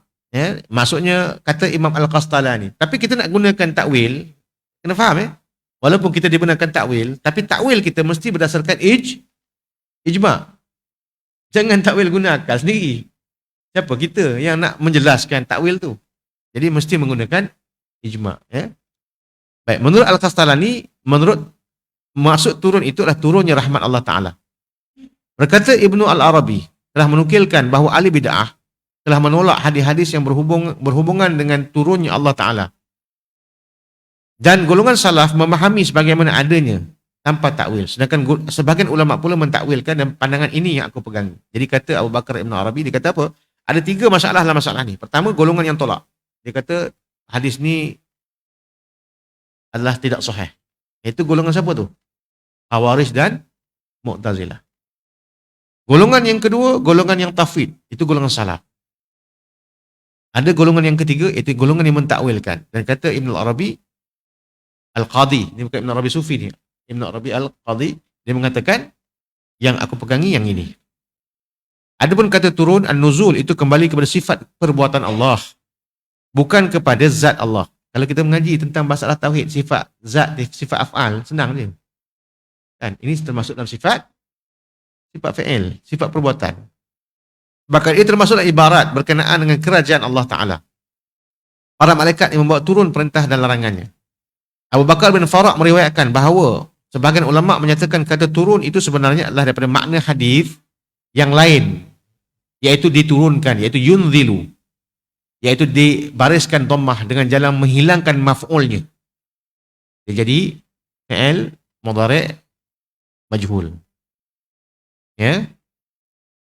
Dihilangkan maf'ulnya daripada hadis yang lain, iaitu yunzilu, yang bermakna menurunkan siapa? Menurunkan malaikat. Pendapat itu didukung oleh An-Nasa'i daripada jalan periwayatan Al-Aqad daripada Abu Hurairah radhiyallahu anhu dan Abu Sa'id. Dengan lafaznya ada satu hadis yang lain menjelaskan hal ni. Yaitu dalam riwayat An-Nasa'i, iaitu innallaha yumhilu hatta yamdiya syatrul laylil awal faya'muru munadiyan yunadi hal min sa'ilin fayu'ta hal min mustaghfirin fayughfar lahu hal min da'in fayustajaba lahu. Yang bermaksud sesungguhnya Allah Ta'ala telah menangguhkan sehingga berlalu separuh malam, kemudian dia memerintahkan penyeru, yakni malaikat, faya'muru munadiyan yunadi. Nampak tak? Jadi ada hadis yang lain yang menjelaskan perkara ini. Sebab tu kalau kita nak bahas tentang hadis, kalau tengok pada buku saya yang berkaitan dengan hadis, hadis satu penjelasan asas. Bila kita tengok sesuatu teks matan tu sebelum kita buat hukuman, kita kena kumpulkan hadis-hadis yang berkaitan dengan dia. Jangan tengok satu hadis tu dalam Bukhari katalah. Tapi katakanlah benda tu dalam Bukhari pun ada, dalam Muslim ada, dalam riwayat Ahmad pun ada, Tirmizi ada. Kita kena kumpulkan hadis-hadis tu untuk kita tengok apakah maksud yang sebenar. Sebab perawi ni mungkin dia bahaskan macam ni, perawi mungkin bahaskan macam ni. Dan mungkin ada perawi yang tertinggal akan kalam. Tak mustahil. Mungkin disempurnakan oleh perawi yang lain. Jadi situlah caranya kita menghimpunkan jalan melihat hadis dan kita melihat macam mana perkara itu boleh kita fahamkan secara yang benar. Jadi kalau kita lihatkan pada hadis turun tadi, riwayat daripada Nasa'i, diceritakan bahawa yang turun itu sebenarnya para malaikat. Jadi dalam hadis ini jelas yang diturunkan ke dunia itu adalah para malaikat. Aamintum man fis sama. Apakah kamu tidak beriman dengan apa yang ada di langit? Maksudnya bukan Allah yang berada di langit, tetapi kerajaan dia. Ya. As-sama bermaksud bermakna uluhiyah. Bermaksud keagungan Allah Ta'ala dan kerajaannya. Baik. Dalam hadis di atas, jelas yang turun ke dunia itulah para malaikat Allah pada bahagian separuh malam. Baik, terdapat lafaz yang lain ataupun makna yang lain dalam Al-Quran tentang perkataan nuzul ini. Terdapat juga dalam Quran lafaz turun ataupun nuzul ini yang membawa maksud yang dapat ditakwil dengan makna yang selayaknya. Seperti firman Allah SWT dalam surah Zumar ayat 6. Allah menyatakan wa anzala lakum minal an'ami thamaniyata azwaj. Dan dia mengadakan atau dia menurunkan untuk kamu binatang-binatang ternakan 8 ekor yang berpasangan, 4 jantan dan 4 betina. Jadi perkataan digunakan dalam surah Az-Zumar itu wa anzala, dan dia menurunkan lakum bagi kamu minal an'ami, daripada binatang ternak. Baik. Macam mana turun ya? Nampak tak binatang-binatang tu dia terbang turun ke bumi? Nampak tak? Nampak ke macam tu? Bukan kan? Sedangkan lafaz yang digunakan anzala, nazala. Ya. Jadi dapat kita faham dalam hal ini, bila mana kita nak melihat sesuatu teks, kita kena tengok dari segi konteks ni. Ya? Baik. Ibnu Katsir menyatakan bahawa lafaz anzala itu bermaksud diciptakan. Jadi wa anzala lakum minal an'am, diciptakan bagi kamu itu al-an'am. Ya? Al-Baidawi berkata, telah jelas nas-nas bahawa Allah Ta'ala tidak sama dengan sesuatu dengan makhluknya dan tidak terlibat dengan ruang serta tidak mungkin dia turun dalam arti kata berpindah dari satu tempat ke tempat yang lebih rendah daripadanya. Maka yang dimaksudkan di situ adalah turunnya Allah itu adalah dengan turunnya nur rahmat Allah. Yang turun itu bukan Allah tapi turunnya nur rahmat Allah Ta'ala.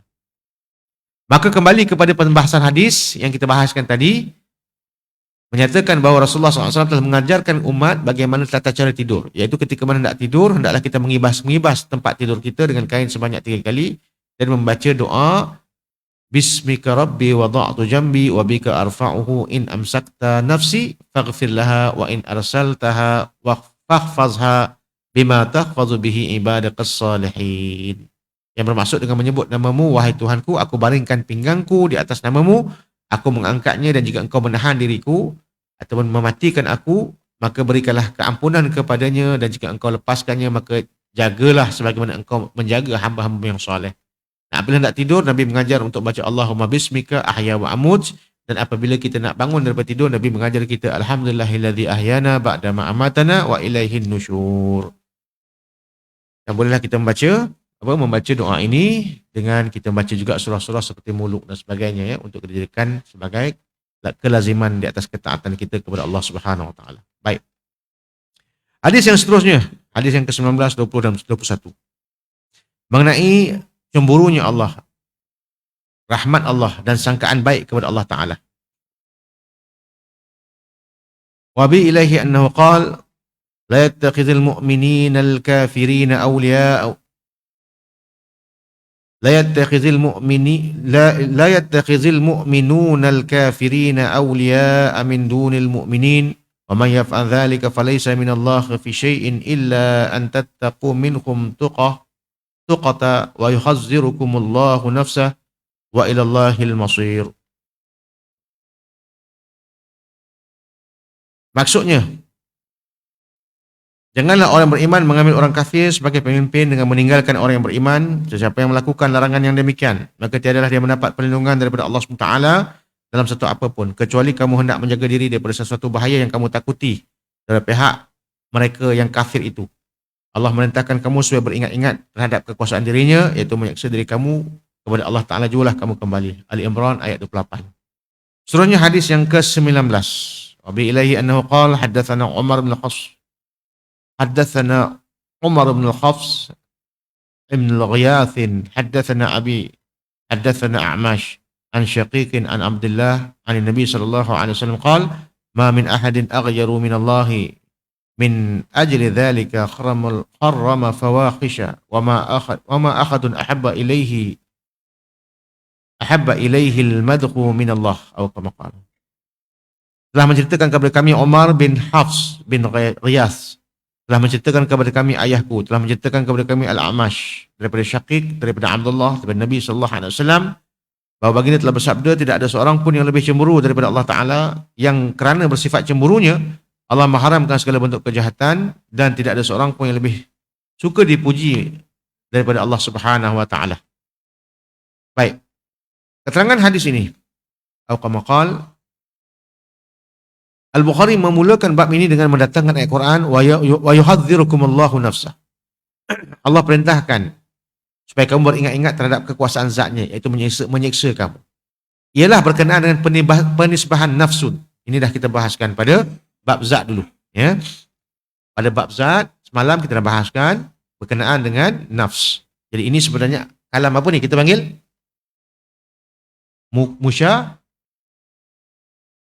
Musyakalah, kalam musyakalah, untuk mengimbangi ayat dengan ayat yang sebelumnya ataupun yang selepas, ataupun sesuatu yang ada dalam Al-Quran, ya.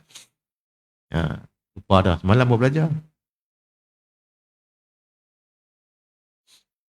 Baik, sememangnya tidak disamakan dengan manusia. Bila kita katakan Allah ada nafs, diri, dia tak sama dengan manusia. Kita diri kita dengan roh dan bernafas. Tapi Allah tidak begitu.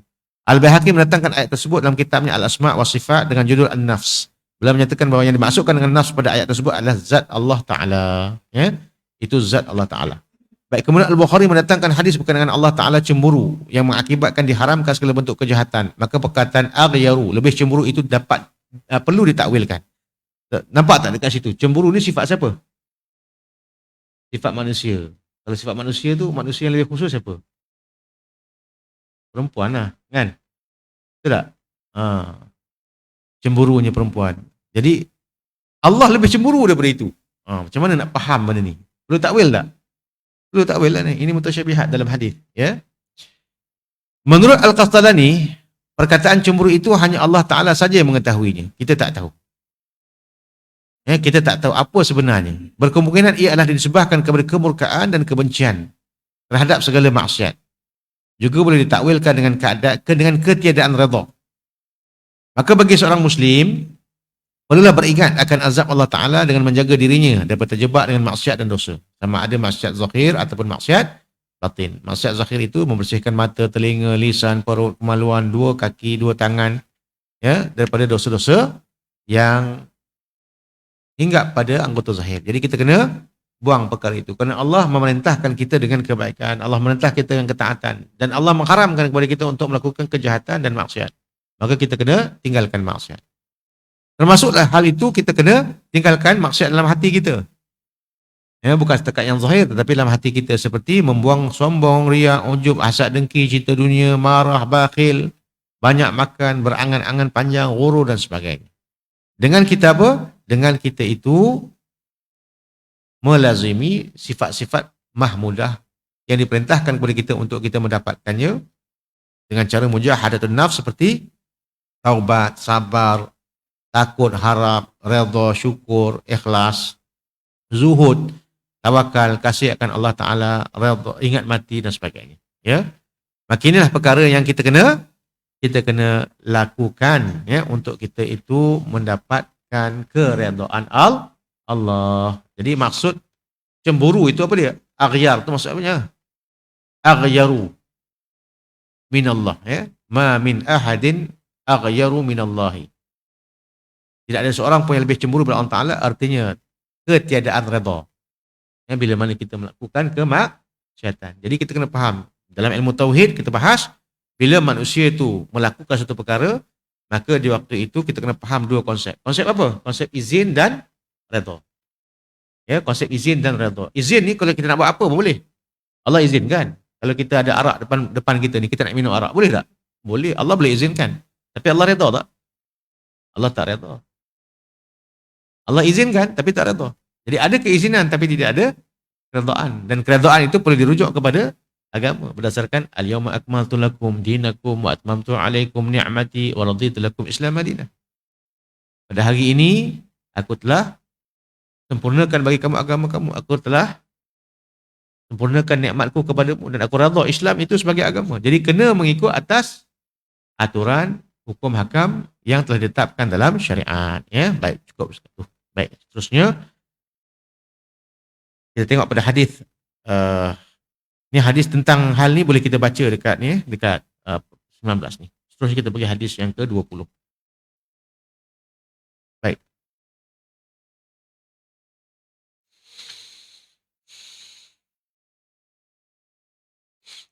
Hadis yang ke-20, wa bihi ilaihi hadatsana Abdan an Abi Jamzah an al-A'mash an Abi Salih an Abi Hurairah an Nabi sallallahu alaihi wasallam qala lamma khalaqa Allah khalq kataba fi kitabihi wa huwa yaktubu ala nafsihi wa huwa wad'un indahu ala al-arsh inna rahmati taghlibu ghadabi. Maksudnya Al-Qamaqal maksudnya telah menceritakan kepada kami Abdan daripada Abu Hamzah, daripada Al-Amash, daripada Abu Saleh, daripada Abu Hurairah radhiyallahu anhu, daripada Nabi sallallahu alaihi wasallam bahawa baginda bersabda, dikala Allah menciptakan manusia, dia menulis dalam kitabnya yang Allah sendiri yang menulis terhadap dirinya dan diletakkannya di sisinya, di sisi arasy. Kata Allah Ta'ala, sesungguhnya rahmatku lebih mengatasi kemurkaanku. Jadi itu dapat kita faham Maksudnya dalam hal ni Allah menyatakan bahawa inna rahmati taghlibu ghadabi. Sesungguhnya rahmatku lebih mengatasi kemurkaanku. Baik, Ibn Battal menyatakan bahawa perkataan di sisinya dalam bahasa Arab menunjukkan tempat. Jadi syubhat kat mana hadis ni? Dia mutasyabihat kat mana? Dekat indahu tadi. Wa huwa wad'un indahu 'alal arsy. Dan kemudian diletakkan di sisinya. Jadi seolah-olah macam ada tempat. Sedangkan Maha Suci Allah daripada bertempat. Kerana bertempat itu adalah sifat makhluk yang layak bagi Allah Ta'ala. Bagi makhluk. Kerana itu adalah sifat makhluk yang tidak layak bagi Allah. Yang hanya layak bagi manusia saja. Yang layak bagi makhluk saja. Sedangkan tempat itu tidak layak bagi Allah SWT. Kerana Allah Maha Suci daripada segala sesuatu. Kerana itu ditakwilkan perkataan di sisinya, itu dengan adalah telah ada di dalam ilmunya. Maksudnya apa di sisinya tu? Di dalam ilmunya. Ya. Iaitu ilmu Allah Ta'ala untuk diberikan kebaikan kepada sesiapa yang menghendakinya daripada mereka yang melakukan kebaikan dan menghukum kepada mereka yang melakukan maksiat kepadanya. Menurut Ibn Atin, dikatakan inda di sisi itu dalam hadis ini adalah pengetahuan dan ilmu. Jadi kalau ikut Ibn Battal, dikatakan itu dalam ilmunya. Kalau ikut Ibn Atin, dikatakan pengetahuan juga dalam ilmunya.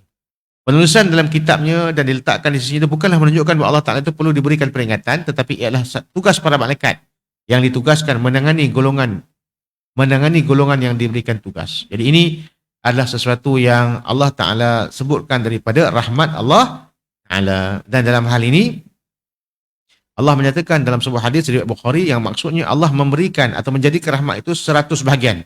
Dia menyimpan di sisinya 90 bahagian. Dan diturunkan kepada seluruh makhluknya itu 1 bahagian. Jadi Allah SWT ada 100 bahagian, disimpannya 99 bahagian. 99 Allah simpan. 1 saja yang Allah turunkan.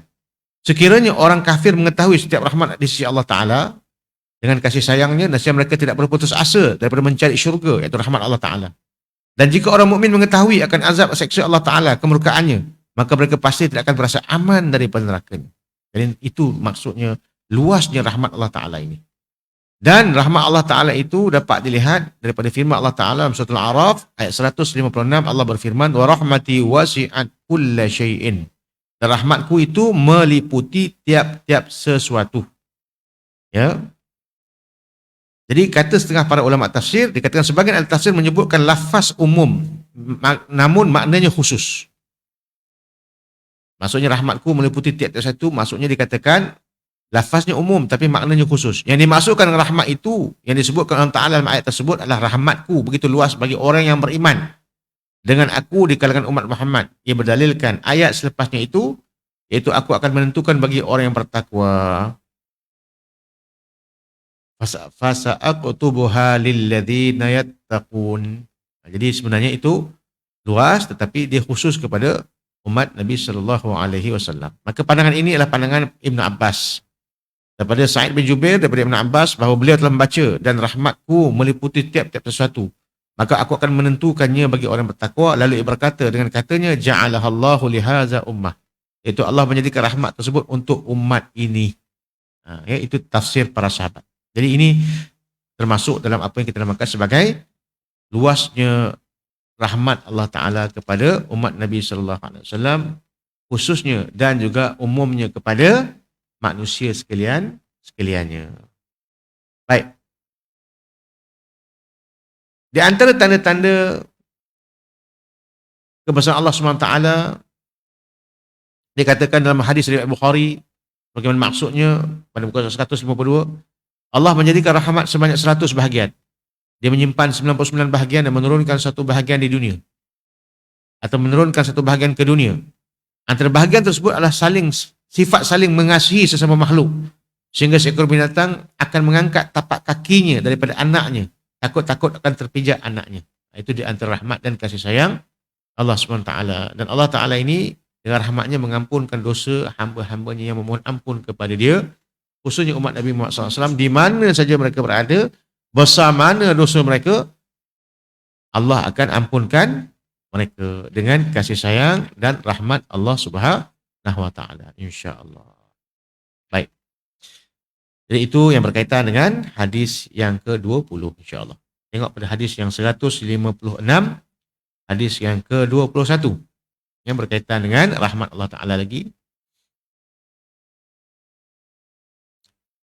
Wa bi ilahi annahu qala haddatsana Umar bin Hafs haddatsana Abi haddatsana A'mash sami'tu Abu Salih an Abi Hurairah radhiyallahu anhu qala an-nabi sallallahu alaihi wasallam yaqulu Allah ta'ala ana inda dhanni 'abdi bi wa ana ma'ahu idza dzakarani wa in dzakarani fi nafsi dzakartuhu fi nafsi wa in dzakarani fi mala'i dzakartuhu fi mala'in khairin minhum wa in taqarraba ilayya bi shibrin taqarrabtu ilaihi zira'an wa in taqarraba ilayya zira'an taqarrabtu ilaihi ba'an wa in atani yamshi ataituhu harwalatan. Atau kama qala. Maksudnya telah menceritakan kepada kami Amr bin Hafs, telah menceritakan kepada kami katanya daripada ayahku, telah menceritakan kepada kami Al-A'mash. Aku mendengar Abu Saleh daripada Abu Hurairah radhiyallahu anhu bahwasanya dia telah berkata Nabi SAW bersabda, ini meriwayatkan daripada Tuhannya. Yang ni hadis apa? Hadis Qudsi. Hadis ni kalau kita tengok dari segi qail dia ada 4. Ya, kalau dinisbahkan kepada Allah namanya hadis apa? Qudsi. Kalau dinisbah kepada Rasul sallallahu alaihi wasallam sampai muttasil sanadnya namakan hadis marfu'. Kalau sampai kepada sahabat namanya mauquf. Kalau sampai kepada tabi'in namanya maqtu'. Ya. Cuma kalau mauquf dia ada mauquf secara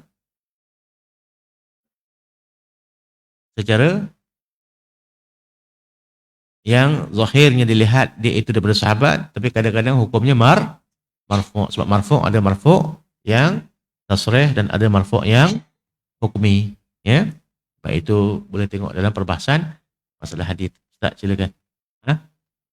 Mursal. Hadis mursal, hadis yang dinisbahkan daripada sahabat kepada Nabi sallallahu alaihi wasallam, mursal yang dihapuskan nama sahabat daripada tabi'in kepada Nabi sallallahu alaihi wasallam. Saqtu ismul sahabi ba'da tabi'in. Itu namakan mursal. Apa beza? Hadis maqtu' dengan hadis mursal. Hadis maqtu' adalah perbicaraannya itu pada matannya.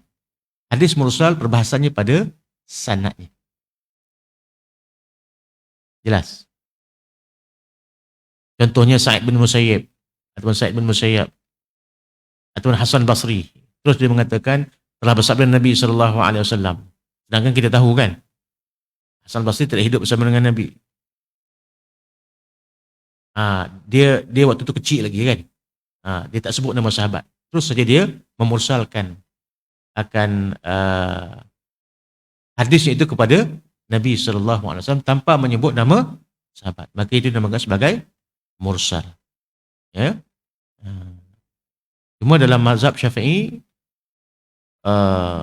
hadis mursal itu hanya diterima daripada mursal kibarut tabi'in dengan syarat adanya hadis yang lain yang menyokongnya, yang lebih sahih menyokongnya. Maksudnya hadis daripada kibar sahabi seperti mursalnya Sa'id bin Musayyab tadi. Boleh jadi dalil lah. Artinya kalau dari segi sahabat, dari segi mazhab yang lain, kadang-kadang mursal itu termasuk dalam dhaif. Mursal itu termasuk dalam dhaif sebab tak cukup syarat hadis sahih. Ittisal sanaduhu tu. Yang bersambung sanadnya tak sampai. Ya, kerana dia telah menggugurkan nama sahabat selepas daripada nama tabi'in dan perbicaraan itu pada sanad. Sedangkan yang kita bicarakan tadi hadis maqtu' yang terhenti pada sahabat ataupun yang mauquf yang terhenti pada hadis maqtu' yang terhenti pada tabi'in, hadis mauquf yang terhenti pada para sahabat, itu perbahasannya itu pada matan. Tanya lagi. Mutaba'at. Boleh naik dengan syarat. Hanya 13 hadis saja yang boleh dinaikkan. 13 bentuk hadis saja yang boleh dinaikkan daripada darjat yang sedia ada ke darjat yang lebih tinggi. Contohnya Hasan kepada Hasan kepada sahih li ghairihi. Kalau hadis itu dhaif kepada Hasan li ghairihi. Dan tengok pula dhaif, tengok dhaif yang mana. Contohnya majhul, majul, ain, itu boleh naiklah. Ya, ataupun hadis yang mukhtalid ataupun hadis yang mursal tadi, ya. Tapi kalau hadis itu contohnya mungkar ataupun hadis itu hadis yang syaz, maka dalam keadaan macam itu tidak boleh naik. Jadi ada 13 hadis saja yang dikenal pasti jenis hadis itu yang boleh naik daripada martabat yang sedia ada kepada martabat yang lebih tinggi daripadanya. Kalau selain daripada 13 itu, walaupun mutaba'at ke, syawahid ke, maka di waktu itu hadis itu tak naik, tetapi diambil yang kuat daripadanya itu untuk dijadikan sebagai hujjah. Dia ambil kuat daripada itu. Itu kena mengaji dalam ilmu mustalah hadis. Itu sebab kalau kita mengaji dalam Tirmizi contohnya, dalam Jami' Tirmizi, kadang-kadang dia kata hadzal hadis asah fi hadzal bab. Ini adalah hadis yang paling sahih dalam bab ini. Adakah hadis itu sahih? Tak. Di kalangan yang dhaif, itulah yang paling boleh diambil untuk dinaikkan. Dan dia mesti menepati 13 syarat yang 13 bentuk hadis yang kita sebutkan tadi. Jelas Cuma dalam Jami' Tirmizi, beliau di antara yang pertama yang telah meletakkan kaedah ilmu takhrij itu. Ilmu namakan ilmu takhrij, iaitu dia mendatangkan mutaba'at dan syawahid, dengan perkataannya an fulan ataupun min fulan an fulan. Ada perkataan macam tu. Jadi bila dia kata hadis ni juga diriwayatkan daripada orang ni dengan orang ni. Maksudnya kita tahu hadis tu ada dia punya mutaba'at dia ataupun tabi' dia. Carilah hadis tu dalam kutub sitah. Kita akan jumpa lah. Kat situ seni yang dibawa oleh At-Tirmizi dalam Jami' dia. Itu nak ikut, kena ikut saya punya kuliah hadis. Ini kita belajar hadis 40. Ada baru ni kita khatam dengan galeri ilmu. Tengok, saya rasa ada lagi kot dia punya rekod. Abang ni ikut baru ni kan, hadis. Kita baca daurah hadis 2 hari juga. Kitab saya tu, kitab hadis suatu pengenalan asas. Itu kita jelaskan semua hadis. Dari segi qailnya, dari segi hukumnya, dari segi riwayatnya. Kita jelaskan. Baik. Hadis tadi kita dah baca, telah menceritakan kepada kami Amr bin Hafs, telah menceritakan kepada ayahku telah menceritakan kepada kami Amash, telah menceritakan Abu Saleh daripada Abu Hurairah radhiyallahu anhu, beliau telah berkata bahawa Nabi SAW telah bersabda, meriwayatkan dari Tuhannya. Jadi kita katakan kursi lah, kursi yang dinisbahkan kepada Allah Ta'ala. Kalau dinisbahkan kepada matan tu dinisbahkan kepada Nabi, marfu'. Kalau matan tu dinisbahkan kepada sahabat dinamakan mauquf. Kalau matan itu dinisbahkan kepada tabi'in dinamakan maqtu'. Ini penceritaannya tentang matan. Kalau kita cerita mursal, munqati', mu'dhal ataupun kita ceritakan sebagai mu'allaq, itu ceritanya tentang sanad. Ingat itu je. Ingat sanad dan matan. Sebab dalam hadis perbincangan dua je. Sanad dan matan. Okey? Tapi bila dikatakan riwayat daripada Tuhannya, itu hadis qudsi. Baik. Hadis qudsi ni kena faham juga. Adakah hadis qudsi ni semua sahih? Adakah hadis qudsi semua sahih? Tak tentu. Sebab dia tertakluk kepada syarat sahih juga. Jadi hadis qudsi yang sahih, ada hasan, ada dhaif, ada maudhu'. Baik, bahawasanya aku sentiasa berada dalam pasangan hamba-Ku, kata Allah Ta'ala, dan aku sentiasa bersamanya jika dia mengingati aku. Jika dia mengingati aku dalam dirinya, maka aku mengingatinya dalam dirinya. Dan jika dia mengingati aku dalam perkumpulan jamaah, maka aku mengingatinya dalam perkumpulan yang lebih baik daripada mereka. Jika dia mendekatkan dirinya kepadaku sejengkal, maka aku mendekatkan diri kepadanya sehasta. Dan jika dia mendekatkan diri kepadaku sehasta, aku mendekatkan diri kepadanya sedepa. Jika dia mendatangi aku dalam keadaan berjalan, maka aku akan mendatanginya juga dalam keadaan berlari. Baik, mutasyabihat tak hadis ni? Confirm mutasyabihat. Kan? Jadi kalau kita tengok mutasyabihat tu bukan hanya dalam Quran, tetapi ada juga dalam hadis. Macam mana nak takwil ni? Datang kepada aku berjalan, aku berlari kepada dia. Macam mana nak cakap, kan? Jadi kita kena tengok benda ni. Jadi kalau orang yang menolak takwil, macam mana? Macam mana kita nak cakap ni? Kan? Dia kata suruh kita isbat dan tafwid, tapi dia tak ikut 7 syarat tu.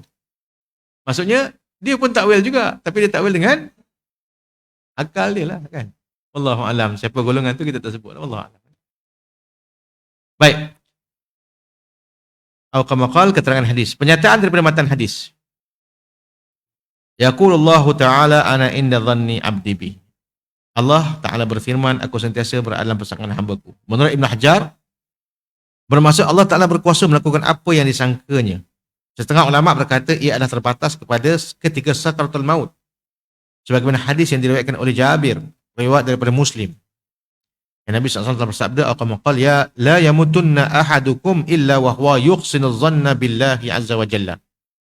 Maksudnya, Janganlah kamu sekalian meninggal dunia melainkan dalam keadaan yang bersangka baik kepada Allah. Jadi perkataan ana inda amdadh dhanni bi itu adalah di waktu sakaratul maut itu, kata setengah para ulama, ya. Innal a'mal bil khawatim. Setiap amal itu ditengok pada akhirnya. Baik. Ibnu Abi Jamrah menyatakan az-zan itu, sangkaan itu adalah ilmu. Jadi ada setengah pendapat yang lain mengatakan itu ilmu. Seperti firman Allah Ta'ala, wa dhannu an la malja'a minallahi illa ilaih. Maksudnya, serta mereka yakin bahawa tidak ada tempat untuk mereka lari daripada kemurkaan Allah Ta'ala itu melainkan bertaubat kepadanya. At-Taubah ayat 118. Al-Qurtubi pula menyatakan makna zan adalah sangkaan baik ketika berdoa dan bertaubat kepada Allah Ta'ala agar diterima taubatnya dalam keadaan melakukan kebaikan supaya kebaikan itu diganjarkan dengan pahala. Kerana itu hendaklah seseorang itu bersungguh-sungguh dalam melaksanakan kewajipan dan tanggungjawabnya terhadap agama. Dengan meyakini bahawa Allah SWT akan menerima dan memberikan ganjaran kepadanya. Dan Allah tidak memungkiri janjinya. Jadi itu termasuk dalam kita sangka baik, dalam kita berdoa, bertaubat. Itu lebih luas tempat ni. Lebih luas dia punya ruang aplikasinya. Kalau tadi pendapat daripada Ibn Hajar, setengah ulama menyatakan itu termasuk, itu hanya ketika mana sakaratul maut. Ada yang mengatakan ketika mana benda itu dalam ilmu Allah. Dan ada yang dibahaskan daripada Qurtubi itu lebih luas. Ketika kita berdoa, kita bertaubat, kita yakin Allah Ta'ala itu dia memberikan kebaikan kepada kita. Baik, menyangka bahawa Allah Ta'ala tidak akan menerima kebaikan dan amalan yang dilakukan adalah sikap keputusasaan daripada rahmat Allah Ta'ala. Dan dia termasuk dosa besar. Keputusasaan. Ya. Jadi ini termasuk dosa besar. La taqnutu min rahmatillah. Jangan kamu putus asa daripada rahmat Allah Ta'ala. Menurut Ibnu Hajar, sangkaan ampunan yang disertai dengan maksiat yang terus menerus atau mengambil mudah atas maksiat tersebut tanpa bertaubat adalah tipu daya syaitan. Ia kejahilan yang nyata serta menyeru kepada mazhab murji'ah, iaitu golongan yang berpendapat bahawa iman tidak dimudaratkan oleh maksiat dan tidak berhak menghukum melainkan hanya Allah Ta'ala saja. Keyakinan ini sehingga membawa berlanjutan sehingga menjadi seperti golongan Jabbariyah yang dibawa oleh Jaham bin Safwan. Yang jadi i'tikad yang sedemikian tidak boleh dipakai, batil. Kemudian kenyataan wa ana ma'ahu idza dzakarani. Aku selalu bersamanya ketika dia mengingati aku. Menurut Ibn Hajar, artinya bersama dengan ilmu Allah Ta'ala seperti firman Allah Ta'ala, wa qala la takhafa innani ma'akuma asma'u wa ara. Ayat itu bermaksud janganlah kamu takut, sesungguhnya aku ada bersama kamu, aku mendengar dan melihat segala-galanya. Taha ayat 46. Ibnu Abi Jamrah mengatakan kebersamaan itu, perkataan ma'akuma itu mungkin dicapai melalui zikir dengan lisan dan hati atau melaksanakan segala perintah dan larangannya. Al-Qastalani menyatakan bahawa kebersamaan itu adalah kebersamaan yang khusus, iaitu bersama rahmat, taufik dan hidayah. Bukan hanya sekadar bersamaan dan meliputi dari sudut ilmu sahaja seperti firman Allah Ta'ala, wa huwa ma'akum aynama kuntum, dan dia tetap bersama kamu di mana saja kamu berada. Adapun matan hadis, fa in dzakarani fi nafsi dzakartuhu fi nafsi. Jika dia mengingatiku dalam dirinya, menurut Ibn Hajar, maka aku Allah mengingati dalam diriku. Bermakna Allah mengingati dalam memberikan pahala dan rahmat secara sembunyi. Hal itu sebagaimana firman Allah Ta'ala, fadhkuruni adzkurkum.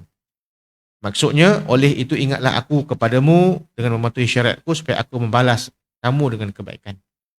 Manakala perkataan wa in dzakarani fi mala'in dzakartuhu fi mala'in khairin minhum.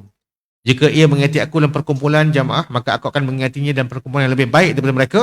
Menurut Ibn Hajar, ini adalah isyarat bahawa Allah akan memuliakan mereka dengan mengingatinya dalam kalangan yang lebih besar seperti malaikat, golongan anbiya, syuhada dan salihin yang sentiasa hidup di sisi Allah Subhanahu wa Ta'ala. Adapun makna matan, in taqarraba ilayya bi shibrin taqarrabtu ilayhi dhira'an wa in taqarraba ilayya dhira'an taqarrabtu ilayhi ba'an. Dan jika dia mendekatkan diri kepadaku sehasta, aku mendekatkan diri kepadanya sedepa. Bermaksud barang siapa yang melakukan ketaatan yang sedikit, maka akan diberikan pahala yang berlipat kali ganda. Kemudian maksud, jika dia mendatangiku dalam keadaan yang berjalan, wa in taqarraba ilayya dhira'an taqarrabtu ilaihi ba'an wa in atani yamshi ataituhu harwalatan, maka aku akan mendatangi dalam keadaan berlari. Menurut Al-Qastalani, kecepatan itu berlaku dengan rahmat dan kasih sayang Allah Subhanahu wa Ta'ala. Ia adalah lafaz musyakalah ataupun isti'arah. Isti'arah ini termasuk dalam bab majas, ya. termasuk dalam bab majaz, iaitu yang tidak diletakkan padanya itu apa? Ada tu tashbih dan sebagainya. Ra'aitu asadan fil fasl. Aku melihat singa di dalam kelas. Adakah singa yang betul? Kan? Cikgu ke siapa-siapa yang nak bahaskan tu, itu dia punya perbahasannya. Begitu juga hal ini termasuk dalam hal musyakalah, iaitu perimbangan dari segi lafaznya, atau dipahami dengan iradah atau kehendak Allah Ta'ala. Hal itu tidak boleh ataupun haram dan boleh jatuh kepada kufur jika disandarkan secara lafziyah. Kita faham maksudnya hadis ini kalau kita faham secara lafzi saja, secara lafaz teks saja, maka boleh jatuh kufur kepada zat Allah Ta'ala kerana ia adalah mustahil, melainkan dengan jalan majaz sahaja. Hal ini termasuk dalam bab mutasyabihat dalam hadis-hadis Nabi sallallahu alaihi wasallam. Jelas? Jelas. Kita akan habis pukul 1, tapi ada 5 minit lagi. Kita baca sikit hadis yang 22. Kena cepat-cepat ni. Ya. Penjelasan lanjut mengenai wajah Allah Ta'ala.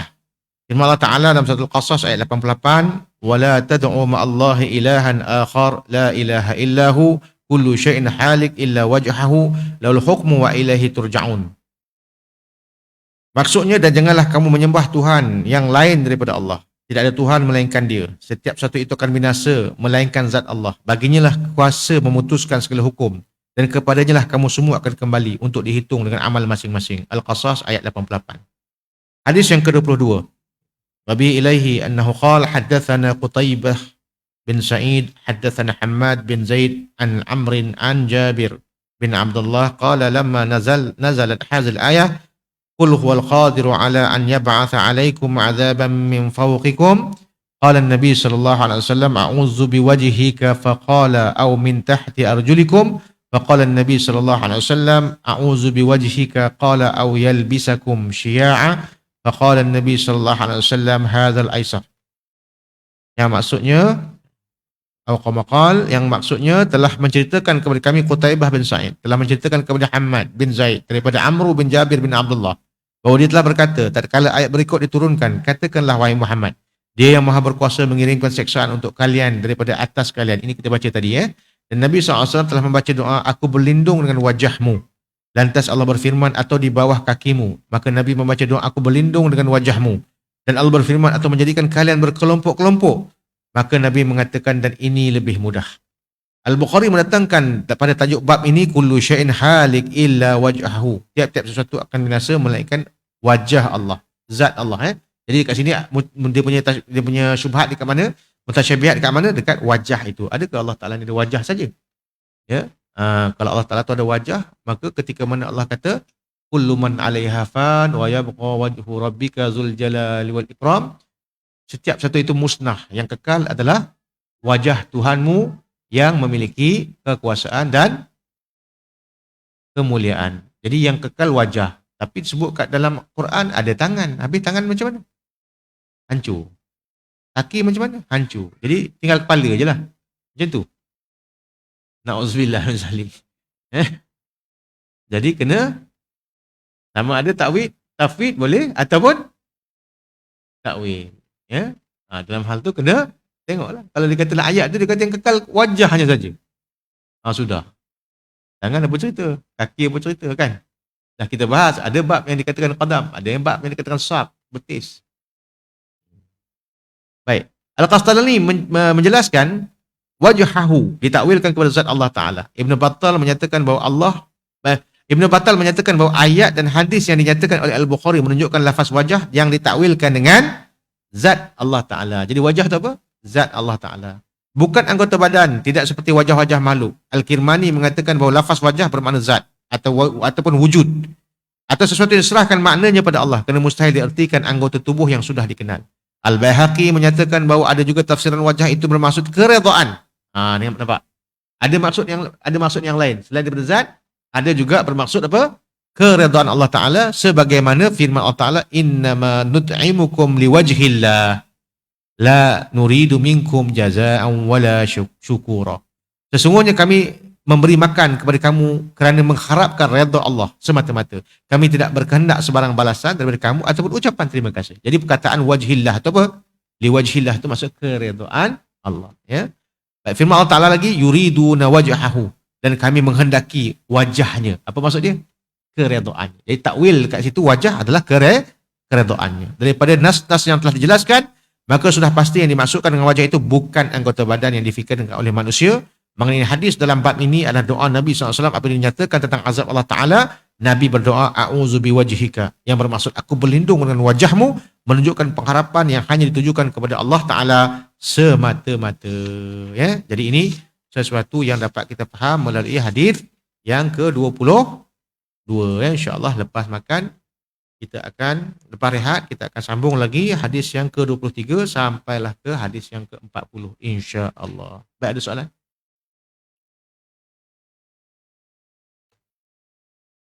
Aha.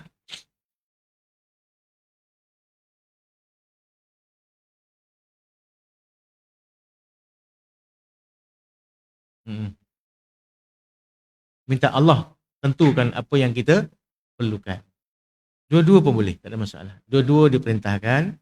Memang kita pun berhajat kepada Allah. Siapa lagi yang kita nak hajatkan untuk memberikan kepada kita uh, hajat-hajat kita melainkan Allah? Boleh. Iyyaka na'budu wa iyyaka nasta'in. Kepada engkau kami menyembah, kepada engkau kami minta pertolongan. Fa idza sta'anta fasta'in billah. Kalau kamu nak minta, mintalah pada Allah Ta'ala. Boleh. Jadi tidak jadi masalah. Boleh hajat, boleh saja dengan istikharah. Tak ada masalah. Sama saja.